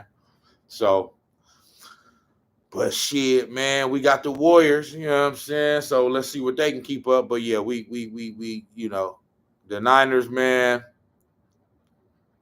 If the Niners win, if they can win this week and beat the Packers, we still got action. You know what I'm saying? But if they lose this week, it's not that the season is. It's still not that the season is over. But if they lose this week, bruh, and end up going 5-6, it's just the season ain't over, like I said. But there will be nothing that has happened that would make me believe outside of just remembering that they did it in seasons past. But outside of that, there's nothing that they've done this year that's going to make me believe if they lose this week that they're going to, like, all of a sudden just turn it around. You know what I'm saying? So yeah, but let's just see what happens this week, man. Let's see what happens this week. You know what I'm saying? And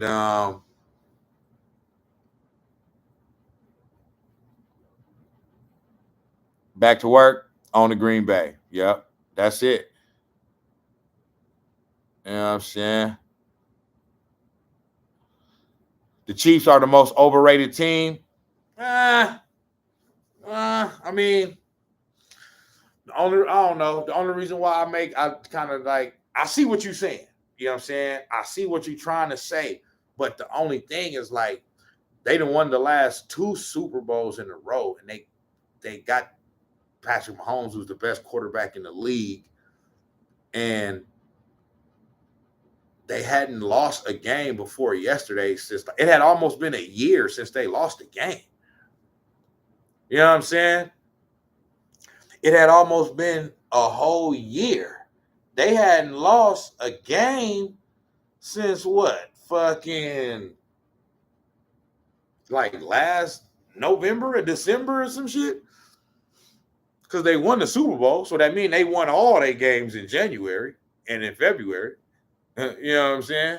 So I don't remember who they last lost was to last year, but it had to be either sometime in November or December, which is almost a year. So it had been almost a fucking year.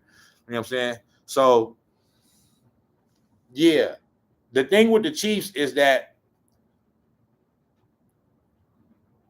their record was undefeated, but it's like the a lot of the games that they were winning, the teams were they would like their opponent had chances to put them away and win the game, but they just wouldn't do it. They would always leave a little wiggle room and the door open for the Chiefs to somehow be able to win it when the game probably should have already been over. You know what I'm saying?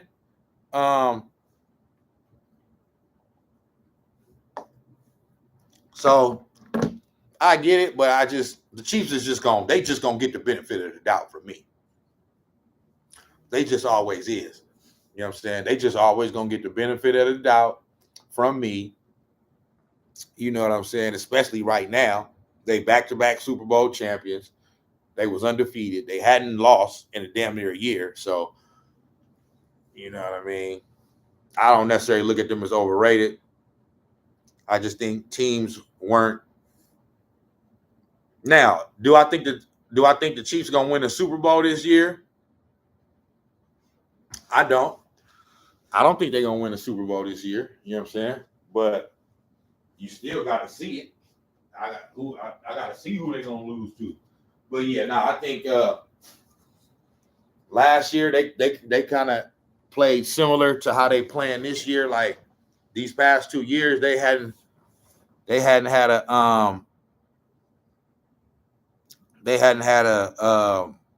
like a high powered offense like before. And last year they was able to still somehow win the Super Bowl. This year I think it catches up with them.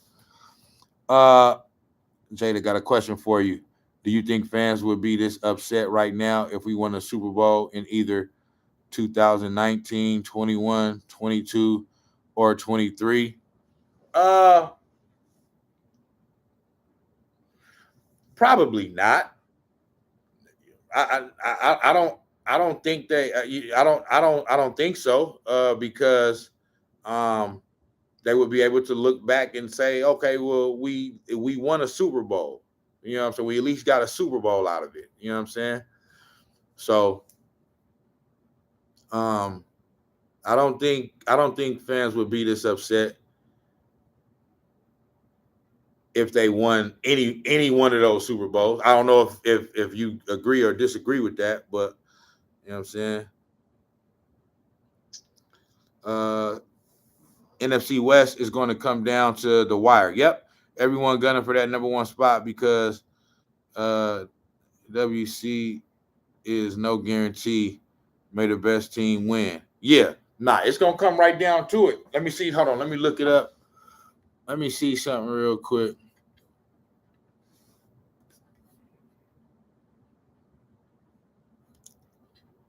Let me see something real quick with the standings. NFC West standings. Okay, so yeah, bam. So Cardinals are 6-4. The Ram and everybody else is 5-5. But we at the bottom because we've lost to everybody at least once. Everybody else. Okay, it doesn't say.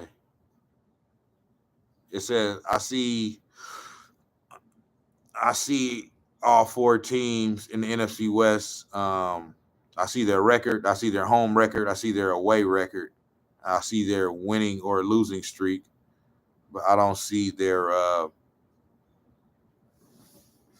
I don't see their record in conference. I know us in conference, we 1-3.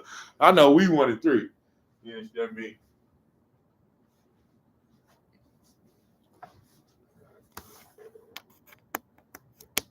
Yeah, I know we 1-3.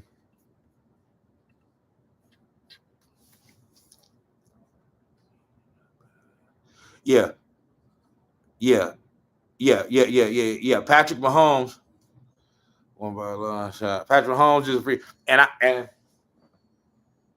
had to finally just accept that myself because for a little while there, you know what I'm saying. When it comes to Patrick Mahomes, I was hating on him. I was hating on him in the first couple of years, really because I'm a Tom Brady fan, being from the Bay Area. You know what I'm saying. I love the fact that Tom Brady is from here too. You know what I'm saying. I know a lot of people don't like Tom Brady. You know what I'm saying, or whatever, but I've always been a Tom Brady fan. You know what I'm saying. And so Patrick Mahomes coming on to the scene, you know what I mean, as a Tom Brady fan, even though I shouldn't feel this way, but you know, I felt Patrick Mahomes being somewhat of a threat to Tom Brady's legacy, and that's not the right feeling to have because he's no threat to Tom Brady's legacy. But just the whole notion of because they do it with the LeBron Jordan thing. Like LeBron shouldn't even be in a conversation with Jordan. Nobody should be in a conversation with Jordan. You know what I'm saying? LeBron is a great player, but he's not in a conversation with Michael Jordan. Michael Jordan's so, but it's the talk. You know, nowadays, if the more you talk about it, it becomes somehow a reality. You know what I'm saying? And it started to happen. All of a sudden, Patrick Mahomes, they win their third championship, and all of a sudden now they want to start talking about is he the greatest of all time and shit. And it's like, bro, dude, Tom Brady has 7 rings, dog. Like, do we not only does he have 7 rings, his last ring, he left the team that he won his first 6 rings with and the all-time great coach, and then went to a whole nother team and won a Super Bowl in the first year. Like, that's legendary shit, bro. Like Patrick Mahomes, I'll give him top 3. He not you can't even be considered to even be better than, like, for me, he ain't even passed. That's why I say top 3, because he hasn't passed Joe Montana yet either. Joe Montana got 4 of them things. You know what I'm saying? So that was my only thing with Patrick Mahomes is that, you know what I mean, the threat to, but I had to let that go. And I'm gonna tell you when I let that go. I think it was either last year or the year before. I forget who they was playing against. It was a regular season game, and we see Patrick Mahomes. I do agree with the when they say Patrick Mahomes is the NFL's version of Steph Curry. I agree with that. You know what I'm saying? So, Patrick Mahomes be doing all this wizardry kind of shit like Steph Curry be doing. You know what I'm saying? And we had already seen it, but man, he did a play where he dropped back, right? Like I said, it was, you know what I'm saying, it was last year, but he dropped back, couldn't find nobody. Bam. So he scrambled, right? He run to the sideline. He get to the sideline. It's a defender right there trying to tackle him. He stopped. And like Patrick Mahomes ain't like hella fast or like hella elusive, but you know what I mean? He just, for whatever reason, he's able to be elusive. You know what I'm saying? So he head to the sideline. He act like he finna go out of bounds, but then he spin, right? He spin around. The defender kind of like he faked the defender out. He spin, and then it's 2 more defenders coming. And as they're coming, he throws the ball over his shoulder and throw a motherfucking touchdown. I don't know who the fuck it was, but you know what I'm saying? It was like he was at like the 10-yard line. So they was in the red zone, but the fact that he scrambled, ran to the sideline, he was about to get tackled, spin. So he shook one defender, and then it was 2 more defenders coming. He kind of was trying to say, but he knew he wasn't gonna be able to shake them, but he didn't have his full fucking, you know what I'm saying? He didn't have his full stance, so he wasn't gonna be able to throw it like this, or they would have tackled him. So he had to just kind of like, and he just like threw it over his shoulder, touchdown. I said, I ain't never seen no shit like this. I said, man, this dude right here, I got to just give it up. I got to stop hating on this man. Like this dude. Once I seen that, I was like, yeah, he the one. He the one. You know what I'm saying? So ever since then, I don't even, you know what I'm saying? I don't even hate on Patrick Mahomes no more. He him. He really him though. You know what I'm saying? Now, the stats ain't been there this year. Okay. But we don't think about that with Patrick Mahomes no more because he already been there and done that. He didn't have to 4,000 yard, 50 touchdown season with, you know what I mean, 50 touchdowns and single digit interceptions and Super Bowl MVP and regular season MVP. So we already know he can do that. You feel me? So Patrick Mahomes, yeah, I got Baltimore or Houston against. Oh, okay. Papa J said I got Baltimore or Houston against Detroit or Minnesota in the Super Bowl. Okay. Houston, I don't know. You know, they kind of, but Baltimore, I could see it because I love Lamar Jackson. So I wouldn't be mad at all to see him win a Super Bowl. You know what I'm saying? But Lamar Jackson is kind of another one that I love him. But for me, you know, I'm not going to believe that he's going to be able to do it until he actually do it. You know what I'm saying? That's just me. You know what I'm saying? Every time he, you know, hey, 2-time MVP, you know, you do all that shit. But hey, I need to see you in the postseason in a big game. Really, you know what I'm saying? Just do that. You know what I'm saying? And I haven't seen that yet. You know what I'm saying? So I got to call it how I see it. Just because I like you, I can't just, you know what I'm saying? Oh shit, you out for the whole year.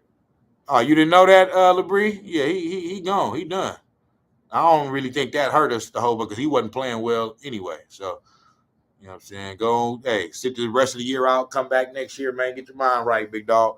Matthew Vader said if Brock Purdy was transported back in time and was the 49ers quarterback in 2019 and 2021 instead of Jimmy G, how would those seasons go? I don't know. Y'all might disagree with this. I don't know, but I was a Niner fan that was pro Jimmy G. Like I wasn't one of these, you know, like Jimmy G is the worst and like it's his fault and like, you know what I'm saying? Like I understand what Jimmy G was. Never said he was the greatest quarterback in the league, none of this, but as a fan and as a former athlete myself, you know what I'm saying? Like to me, it's about winning, bro. You know what I'm saying? Like that's ultimately what matters to me. Not how pretty you do it. It's about winning. When Jimmy G was the quarterback here, okay, I think he was here for 4 or 5 seasons. The seasons where Jimmy G was here and was healthy, every year that he was healthy, we made a long run. Every year. The only seasons that we didn't make a long run when Jimmy G was here were the seasons where he was hurt. You know what I'm saying? So we got him, right? We got him towards the end of the 2017 season, I think. It was either 17 or 18, whatever it was. In Kyle season's first year, we got Jimmy G towards the end of that year. The team started out 1-10 or 1, you know, it was expected. You know what I mean? Kyle Shanahan had to put his footprint in. And so we expected the team to be bad that first year. But once we got Jimmy G, we won the last 5 games of that year. We was like 1-10. So winning the last, we was already eliminated from the playoffs. So it didn't matter that we won the last 5 games. We wasn't doing that. But winning those last 5 games, you know what I'm saying, propelled him to getting a contract that offseason. You know what I'm saying? And so he was our quarterback going forward. That very next season, he tore his ACL in either week 2 or 3 against the Kansas City Chiefs on that play where he scrambled and ran and he had an opportunity to go out of bounds, but he tried to cut it back up another yard and get like another yard or 2, and then his knee blew out for the year. Okay, so that year, okay, that would have been his first full season with us, but his second year, We didn't do anything. Okay, so that was 2000. So we got him in 17, right? At the end of the year. We go 5-0. Bam. He get a contract, come back in 2018. He get injured against Kansas City Chiefs. You know what I'm saying? He tore his ACL. He out for the year. 2019 was his first full season, okay, with the Niners. We go all the way to the Super Bowl and have a 10-point lead in the fourth quarter, okay? But people want to talk about that throw. Everybody want to talk about that throw to Emmanuel Sanders. For one, I think it's over-exaggerated because he didn't just like hella overthrow him. He maybe overthrew him a little bit, but like people act like Emmanuel Sanders was wide open. He wasn't wide fucking open. He had like a step. He had a step on the defender, but that would have had to been like a perfect ball to be dropped right in his arms. He wasn't like hella wide open, bro. You know what I'm saying? So I don't look. What I'm more blamed for that loss is the 3rd and 15 when we were on defense. To me, that's what lost us that game. 3rd and 15, we up 10. If Patrick Mahomes drop back, look like he damn near finna get sacked.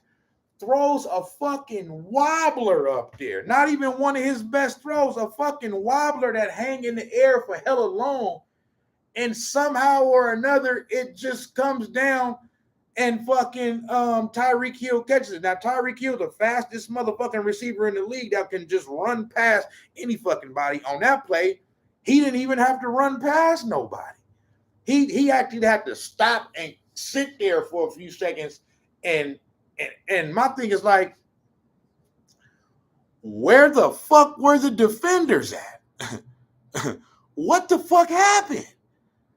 And then that was the start of it right there. Bam, they go down there, score a touchdown. We get the ball back, 3 and out. They go down there, score another touchdown, So to me, that's what lost the game. But I'm saying all that because I was talking about Jimmy G. But so I'm saying that in his first full year, we go to the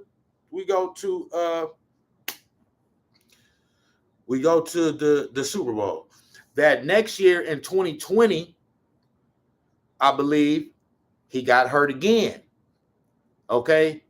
I forget what part of the season was, but he wasn't there for the full season, right? Because he was hurt. Then in 2021,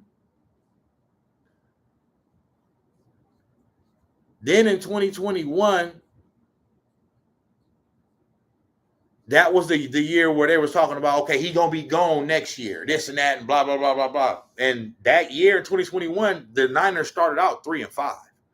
They started out 3-5. And then towards the end of the year, that was the year where the last game of the season, I forget who he was playing against, either the Rams or the Bengals. But it was a game that went into overtime that they had to win to make the playoffs. If they would have lost that game, they would not have made the playoffs. You know what I'm saying? And they ended up, and they was down that game. They should have lost. And Jimmy G made some of the biggest fucking throws. That's nothing. Like they were talking about. Like I seen Jimmy G make big throws. You know what I'm saying? Like I seen it. So you know what I'm saying? They end up making the playoffs, winning that game, making the playoffs, and they go to the NFC Championship game. They beat Dallas on the road, I believe, in that playoff run. They went and they beat Green Bay, who had the number 1 seed in Lambeau in January with Aaron Rodgers. You know what I'm saying? Okay. And then we went to the NFC Championship game, was up 10 against the Rams in the fourth quarter, but ended up not being able to finish. So the next year, that following year, 2022, okay, that was the year where we drafted Trey Lance and Brock Purdy in the same draft. Now, I always thought that the whole Trey Lance thing, I never was for that. I always thought this is a mistake. This is going to be a mistake. You're going to get rid of Jimmy G, okay, and bring in Trey Lance, this is not going to work. Like, he's not going to pick up where Jimmy G left off, and now we're going to go win the Super Bowl. So now, 2022, I think we drafted Trey Lance in 2021, and he sat a year. You know what I'm saying? Yeah. So I think they were already here. Brock Purdy and Trey Lance was here in 2021, if I'm not mistaken. They just they were both backups. You know what I'm saying? And then, so 2022 was the year that Trey Lance was to take over. Okay. And I was just like, man, this is a mistake. But okay, so then they were supposed to get rid of Jimmy G. Okay. But for whatever reason, they couldn't find a trade for him. You know what I'm saying? So that was the year where he still came to training camp, but he was off on the side doing his own little thing, but still getting ready for the season, still getting ready for whoever they get ready to trade him for or whatever. Once training camp started, they seen that Trey Lance wasn't ready. So then all of a sudden you hear, oh, Niners and Jimmy Garoppolo agreed to 1-year deal, and, you know, he'll be gone at the end of the season type shit. But he was still going to be the backup to Trey Lance. They seen that Trey Lance wasn't ready. Trey Lance got hurt in week 2. That was a blessing in disguise, okay? If Trey Lance would have been the quarterback the whole year, we would not have went to the NFC Championship game, bro. Him getting hurt in week 2, because week 1 was the game against the Chicago Bears in Chicago, and it was hella raining. We lost, okay, to Justin Fields and the Chicago Bears. The next week, you know what I'm saying, was the week where he got injured, and he was done for the year. In comes Jimmy G. Jimmy G, this was the 2022 season. Jimmy G came in and proceeded to play the best football that he's played his entire career, going back to the 2019 season. You know what I'm saying? That he came in and we took off. Okay. Then he got hurt. I think it was like week 8 or week 9 or whatever. He got hurt, and in came Brock Purdy. Now I'm like, damn, bro, we got Brock Purdy. We got I didn't know, you know what I'm saying? I'm like, damn, we probably ain't going, you know what I'm saying? It's probably bad now. Not that I thought Brock Purdy was bad, but I just didn't know, you know what I'm saying? And then Brock Purdy came in and picked up right where Jimmy G left off. There was no drop off. You know what I'm saying? And this is what lets me know that all of the talk of, when it came to Trey Lance, all of the talk about, you know, because everybody was like, oh, he needs time to develop and this and that, blah, blah. Brock Purdy didn't need no time. Brock Purdy came right in the middle of the season, right off a motherfucking getting injured, came right in, and we didn't miss a beat. You know what I'm saying? And then we went to the NFC Championship game against the Philadelphia Eagles, and then he got hurt. You know what I'm saying? So my point in saying all that, I went off on a fucking tangent, but my point in saying all that is saying, because Matthew Vader asked about Jimmy G, basically implying that if we would have had Brock Purdy in 2019 and 2021, we would have probably won those games. I don't know, but what the reason why I'm saying that is because I'm saying that the media, for whatever reason, Jimmy G, like the narrative about his time here in with the Niners is that like he was a disaster. He was not a disaster. He was not a disaster at all. Like, yeah, did he have those oh no throws where he would, you know, make like a bonehead throw and throw an interception or whatever every here and there? Yeah, he would have those. But dude, what quarterback in the league don't every quarterback throws interceptions? There might be like every year there's an exception of like when Aaron Rodgers was at his height, he barely threw interceptions. Tom Brady the same, but Tom Brady still would throw an interception here or two. But then we talking about two of the greatest quarterbacks of all time. Other than that, every quarterback throws interceptions. The reason why I was able to accept it from Jimmy G is because I seen that it never deterred the team from winning. You know what I'm saying? We may have lost a game or two here or there, but ultimately, in big games, in big moments, he came through.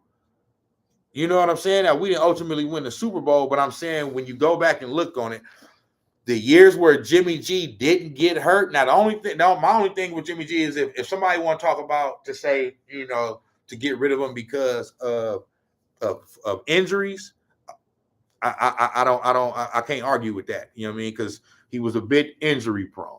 So I give you that. But outside of that, when I would hear people say he's not this, he's not that, he can't make the necessary throws and all that, I'm like, well, what are you watching?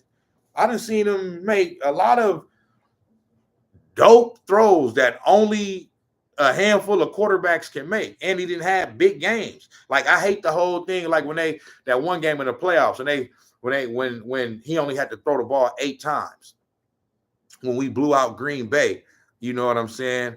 And he only had 8 throws, and they was trying to make it like that was some type of condemnation on him from Kyle Shanahan that Kyle Shanahan don't trust him. I'm like, bullshit, bro. Did you see how Raheem Mostert was running the fucking ball? Every time he got the ball, he was busting that shit for 15, 20 yards.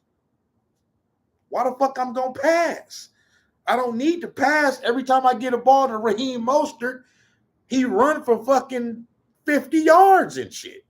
You know what I'm saying? Like, that's that game Raheem Mostert went ape shit. Nigga, he had like 3 touchdowns, ran for over 200 yards. Like the Green Bay Packers defense had absolutely no answer for the Niners run, for the Niners running game in that game.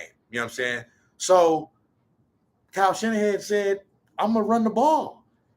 I know I got Jimmy G. I can throw the ball if I want to, but they can't stop the fucking run. So that's how I looked at it. That's not even how I looked at it. That's how I know what it is. It wasn't like he was saying, I don't trust Jimmy G, so I'm gonna. Nah, bro. Like, it's just, bro, we was blowing their ass out by just running the ball. So he said, I'm gonna keep running the ball. I ain't gotta throw it. What the fuck? You know what I'm saying? Like, and we won the game. So what the fuck? You know what I'm saying? So that's my only point with Jimmy G. I'm not now. After saying all that, if the question is, do I think Brock Purdy is a better quarterback than Jimmy G? I would say I do think he's a better quarterback than Jimmy G. You know what I'm saying? But still, you know what I'm saying? I still think that Jimmy G's time here with the 49ers was a success. You know what I'm saying? We didn't ultimately win the Super Bowl, but Josh Allen ain't won a Super Bowl either. They blow smoke up his ass like he all this and all that. Joe Burrow ain't won a Super Bowl. You know what I'm saying? He been to one, but he ain't won it. Lamar Jackson, you know what I'm saying, ain't even been to a fucking Super Bowl. He didn't won two MVPs. So, you know what I'm saying? Like, and I'm not saying that those players can't win and they're not going to win. I'm just saying in favor of, just because you don't win the Super Bowl don't mean that we had success here with Jimmy G. But I do think Brock Purdy is a better quarterback. You know what I'm saying? You feel me? But yeah, I wasn't one of those Jimmy G hating people. You know what I'm saying?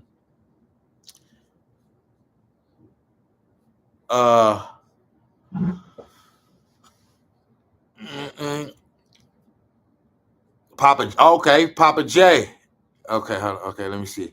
BJ, Chiefs get benefit of doubt from reps too. Hey, yeah, I agree with that. Yeah, I do. The Chiefs do get the, but if you notice I will say, if you look across all sports, and particularly I'll just say basketball and football, usually when you have a dynasty team, they usually get the benefit of some calls.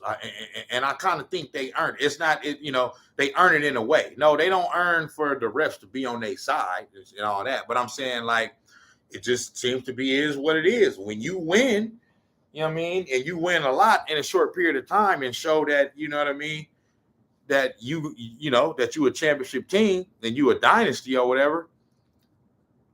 Sometimes you get the benefit of the whistle. It happened with us with the Warriors.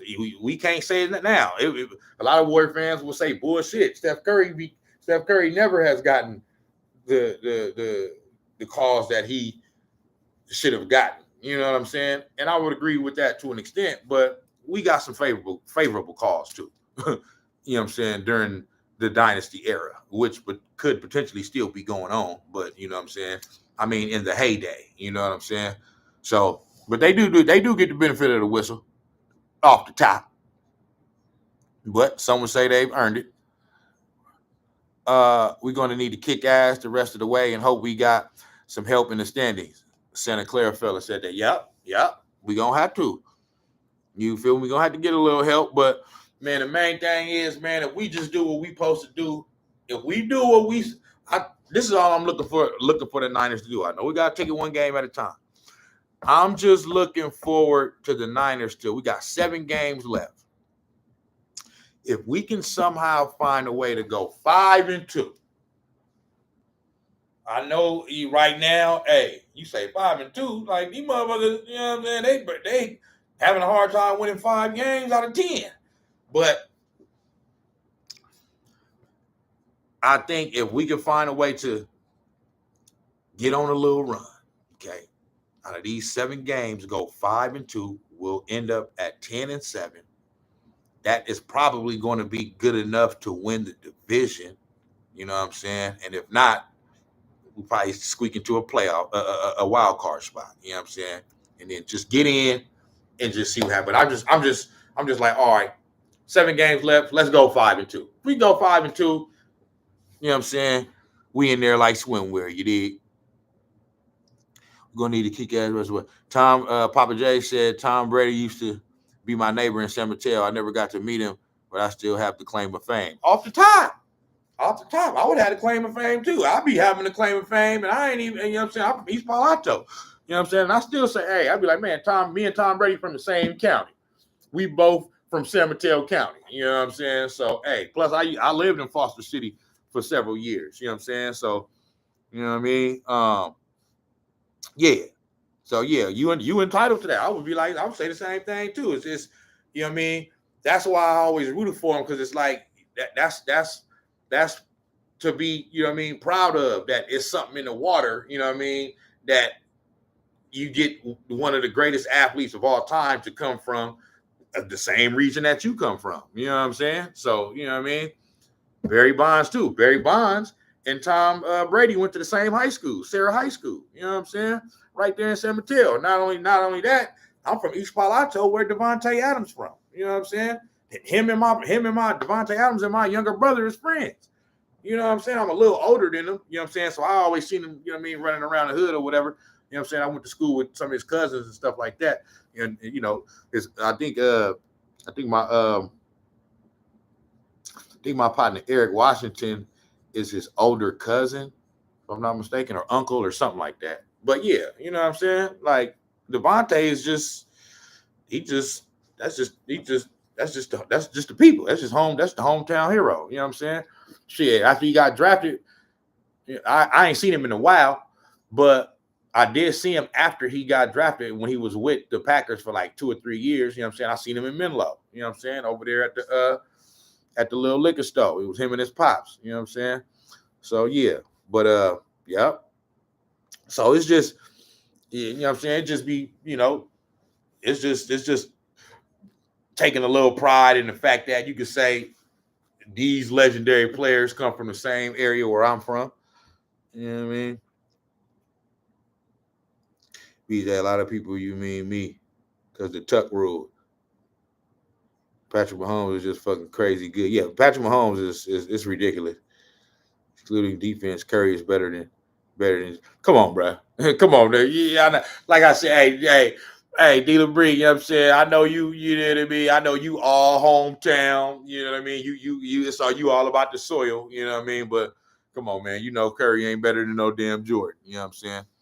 You feel me? Now, is he in those conversations? Yeah, you in the conversations as far as like one of those all-time great. Curry in that conversation with Jordan and Kobe and Magic and LeBron and, you know what I'm saying, Kareem and Shaq, Wilt, Bill Russell, Tim Duncan, Hakeem Olajuwon, Isaiah Thomas, Larry Bird. You know what I'm saying? Yeah, Steph right there. He right there. You know what I'm saying? He with all them. You feel me? But all of them are below Michael Jordan. You know what I'm saying? It's levels to this, big dog. You feel me? If Patrick Mahomes was on the 49ers, we would need no Kyle. Probably. It's just that, you know, every team would be can say that though. You know what I'm saying? Like I was saying that about Tom Brady versus Bill Belichick for years. And it just seemed like everybody always wanted to give credit to Bill Belichick. Yes, he deserves credit. He's a coach. But you can never get more credit than a player who's actually on the field. This is the reason why in sports now this is the reason why I hate how nowadays it seems like the star players get the credit when the team is doing well, but they don't get none of the blame when the team does bad. You know what I'm saying? I think that the players deserve them, not all the credit, but the players deserve most of the credit when they win, and they deserve most of the credit, most of the blame when you lose. You can't get most of the credit when you win, but then when you lose, it's time to blame somebody else. Like, nah.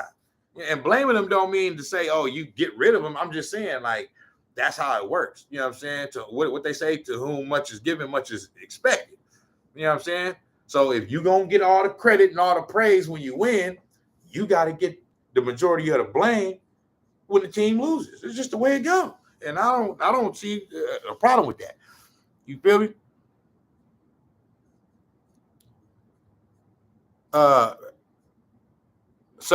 So yeah. So any team can say, you know what I mean? I mean, if any NFL team had Patrick Mahomes, you know what I'm saying? It's not that they wouldn't need the head coach, but it's like when you got a player like that, you know,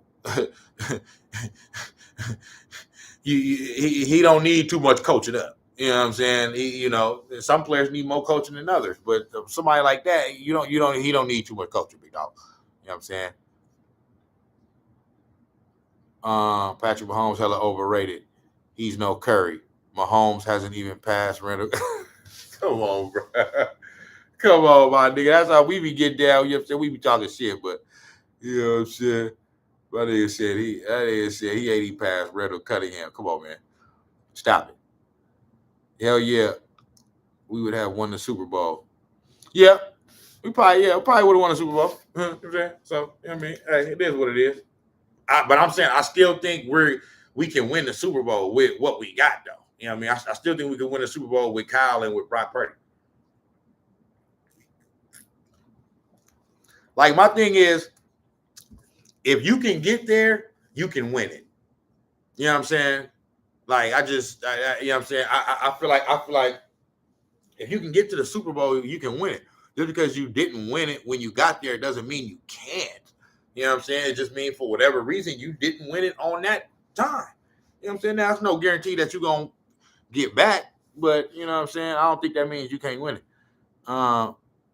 Matthew Vader said, RDB, you think the 49ers still scored 20 versus KC in Super Bowl and 17 versus the Rams NFC with Purdy?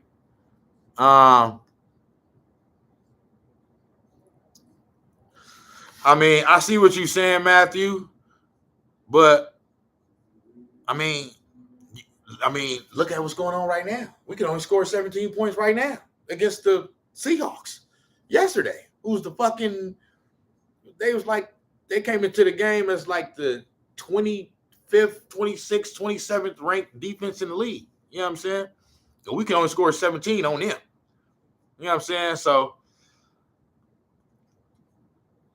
I understand what you're trying to say. It would seem like if you go back and put Brock Purdy in the position of Jimmy G, then, you know what I'm saying, we would win. I'm not saying that we wouldn't, but I can't just sit here and say that we would have either, because we've had 2 years in a row now with Brock Purdy and we haven't won it. So, like, Brock Purdy hasn't done more than what Jimmy G did. He's a better quarterback. He's our franchise quarterback. You know what I'm saying? I'm glad that we have him, but I'm saying the facts is the facts. Like, you know what I'm saying? You just can't assume that we would have won those championships if Brock Purdy was there. You know what I'm saying? Just if that's the case, why we didn't win it last year? You know what I'm saying? But everybody entitled to their opinion. Ain't nothing wrong with, feeling that way.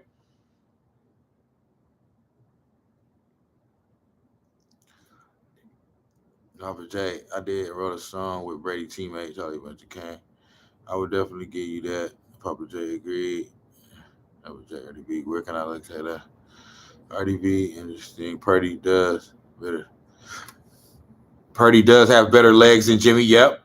Purdy ain't elite though. I'll admit that. I think he's close. If Purdy ain't elite, he's close to elite. He's close. He's close to elite. But I guess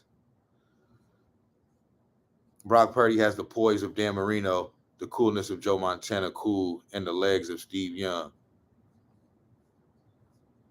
I agree with that. Oh yeah, Jimmy G do got 2 rings, but obviously we know he, you know what I'm saying. Them is Tom Brady rings. I never understood the Trey Lance shit. Yeah, man. I didn't like that Trey Lance from the jump.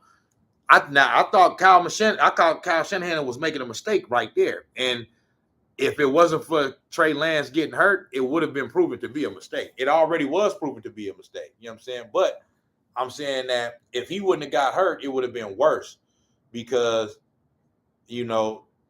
Brock Purdy would have never came in. You know what I'm saying? So then it just would have been different.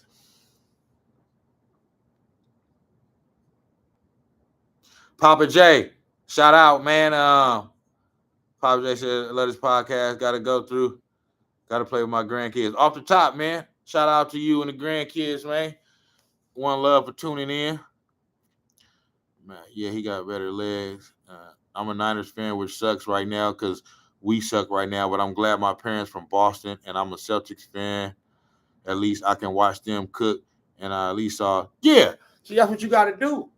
That's what you got to do, man. That's why I love sports, bro, because it's like, because I feel that we feel the same way as Warriors fans right now. It's like, okay, the Niners, they playing below expectancy levels right now this year, but hey, the Warriors is up right now. You know what I'm saying? They play tonight. I'm looking at it right here, 7:30 tonight, the Clippers. So I got that to watch. You know what I'm saying? I got that to look forward to. You did. So that's the dope thing about sports. You know what I'm saying? Is that, you know what I mean? One of your teams might be doing bad, but another team is doing good. So you focus on that. But man, this should be all for fun, bro. You know what I'm saying? This should be all for fun.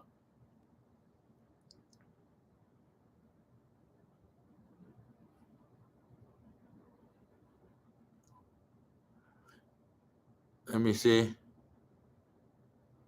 Y'all did beat us in 2022, and a week ago, I'll give you that. Oh yeah, Spotty G. Yeah, come on, man. Hey, come on, man. Come on, man. Steph got y'all number, big dog. You know what I'm saying? You got to admit that. You feel me? I mean, you was talking about me with people who hate Brady. Tuck rule. I don't hate him no more. Got to respect the go. Off top, Bay Area. I knew you was gonna come around. You know what I mean? I knew why he was playing. You had to, you had to put on that face. But I knew you was gonna come around. You know what I'm saying? Come on, man. This Bay Area, man. We gotta salute the legends from here. You don't think Curry better than Jordan on offense? No, fucking no, bro. Like, do you understand, bro? Like Jordan? No, Curry's not better than Jordan on offense. No, he's not. Like, nigga, like, bro, like Michael Jordan, bro, like he didn't have okay, like, bro, you know how nowadays you have a playoff series and you get a player that plays bad. Like Jordan didn't have no bad games in the playoffs, bro. Like they may not have won every game, but he didn't have no. Steve Kerr will tell you that. Like Steve Kerr has even said it. Like, bro, like Steve Kerr has said that he's never seen a player more. What did he say? He said like Jordan, like he never took a night off. He was all he never, you know what I'm saying? He never did. Oh, that's what it was. He never did not show up. You know how sometimes it's like, what's wrong with him tonight? He ain't, he wasn't there. You know, they be saying that shit about Anthony Davis or, certain players. And it's like, it wasn't never that for Jordan, bro. You know what I'm saying? Like, yeah, nah. Curry's a better 3-point shooter than Michael Jordan. I give you that. You know what I'm saying? But other than that, he ain't better at Michael Jordan than nothing else. You know what I'm saying? And there's no shame in that. This is Michael Jordan, bro. Like, Jordan did some impressive shit. You know what I'm saying? At least he won this year, so 2022 L doesn't hurt as much in hindsight. Steph getting his fourth was cool. Plus, Bron Sexuals got pissed, which was fun. Man, I love pissing them off. You know what I'm saying? Because they like to. You know what I'm saying? It's like, bro, we understand LeBron James is a great player. He's an all-time great player. But he's not better than Michael Jordan. Everything's the eye test shows it. The facts show it. The different thing. Like when Michael Jordan, see people like say, oh, he didn't play against nobody. No. Nobody else, like those players that didn't win championships in his era, they were great players. It's just that they didn't win because he was there. So they like to diminish John Stockton and Reggie Miller and Karl Malone and Gary Payton and Sean Kemp and Clyde Drexler and all of these players. Those are all-time great players, bro. Like those were like they didn't win championships because of him and Patrick Ewing and all that. It's just that in this era, LeBron, he wasn't good enough to prevent everybody else from not winning. Everybody got championships on his watch. You know what I'm saying? Like, come on, man. But yeah, man. I'm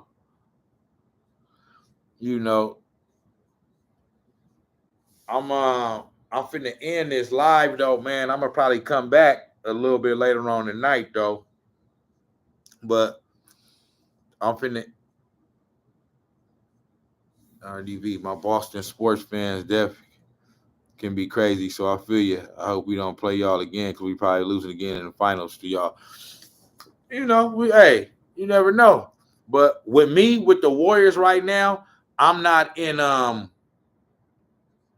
championship mode yet. I know y'all as Celtics fans, y'all can be in championship mode for one because y'all the champions. Y'all the reigning defending champions. For me, I'm keeping my expectations down with the Warriors because I didn't expect them to come in this year and be this, especially with the loss of Clay.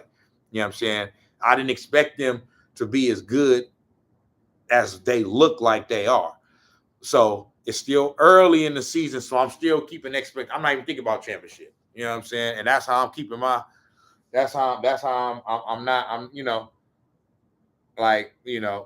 want to see a little bit more before I start thinking about the Warriors in the finals. You know what I'm saying? It's starting out. It looked good. I'm not gonna say it don't. It looks great, but I want to I want to hold off. You know what I'm saying? Yeah, I got Steph top 10 all time. I got Steph top 10 all time. You know what I mean? I'm not mad at those that say he's top 5 all time though, but I got him top 10. You know what I'm saying? And if he's able to get another championship, I got him top 5. You know what I'm saying? Because everybody that I have ahead of him, or the players that I have in my top 5, all of them have more rings than him, except for one, which is Larry Bird. Larry Bird has one less. But Larry Bird was so dominant in his peak years. Like, man, people don't understand, bro. So I got Larry Bird is in my top 5. I actually have him at number 5. You know what I'm saying? But Larry Bird gets slept on a little bit, bro. You know what I'm saying? And I don't understand why. But in my top 5, I got Jordan, Kobe, Magic, Kareem, and Bird. That's my top 5. You know what I'm saying? And I'm not mad at those that put Steph above Magic right now. It's just for me, I got to be consistent. So when it comes to the Jordan and LeBron debate, it's not just the rings where I put Jordan above LeBron, but that's obviously a big part of it. You know what I'm saying? But if I'm going to do that, I got to be consistent with, the only player that I do that for is Larry Bird. Like, I have Larry Bird over Steph. I have Larry Bird over LeBron, and they both have more rings. You know what I'm saying? But to me, LeBron's rings are a little bit, come on now. Come on. You know what I'm saying? I'm not mad. Hey, go team up. But I'm saying it's levels. It's a difference, bro. You know what I'm saying? And I just feel that Larry Bird in the era that he played, I just think he's better. At all-time player, I just think he's better. I'm sorry. You know what I'm saying? LeBron got longevity and all that. But, you know what I'm saying? I just think Larry Bird was better. So he's the only one. But outside of that, like Steph got 4, Magic got 5. And Magic been to 9 finals. You know what I'm saying? So like, I still got Magic over Steph because of that. You know what I'm saying? And so if Steph gets another ring, then I'll put him in my top 5. I'll actually have him at 5. Some people may be like, damn, we good. But I'm saying I would only have 4. If he's able to get a 5th, I'll only have 4 players above him still. You know what I'm saying? And Jordan, Kobe, Magic, and Kareem. Those will be the only players that I have. Kareem got 6. Jordan got 6. Kobe got 5. Magic got 5. You know what I'm saying? And, so yeah. But I wouldn't be mad at somebody that say that they would if Curry gets 6, the only player I got above him is Michael Jordan. If he able to get 2 more, like win it this year and next year, then only player I still have above him is Michael Jordan. And I know they'll be tied, but you got to take it's a couple losses in there, though. So I still got to get an edge to Jordan because, you know what I'm saying, he never lost. You know what I'm saying?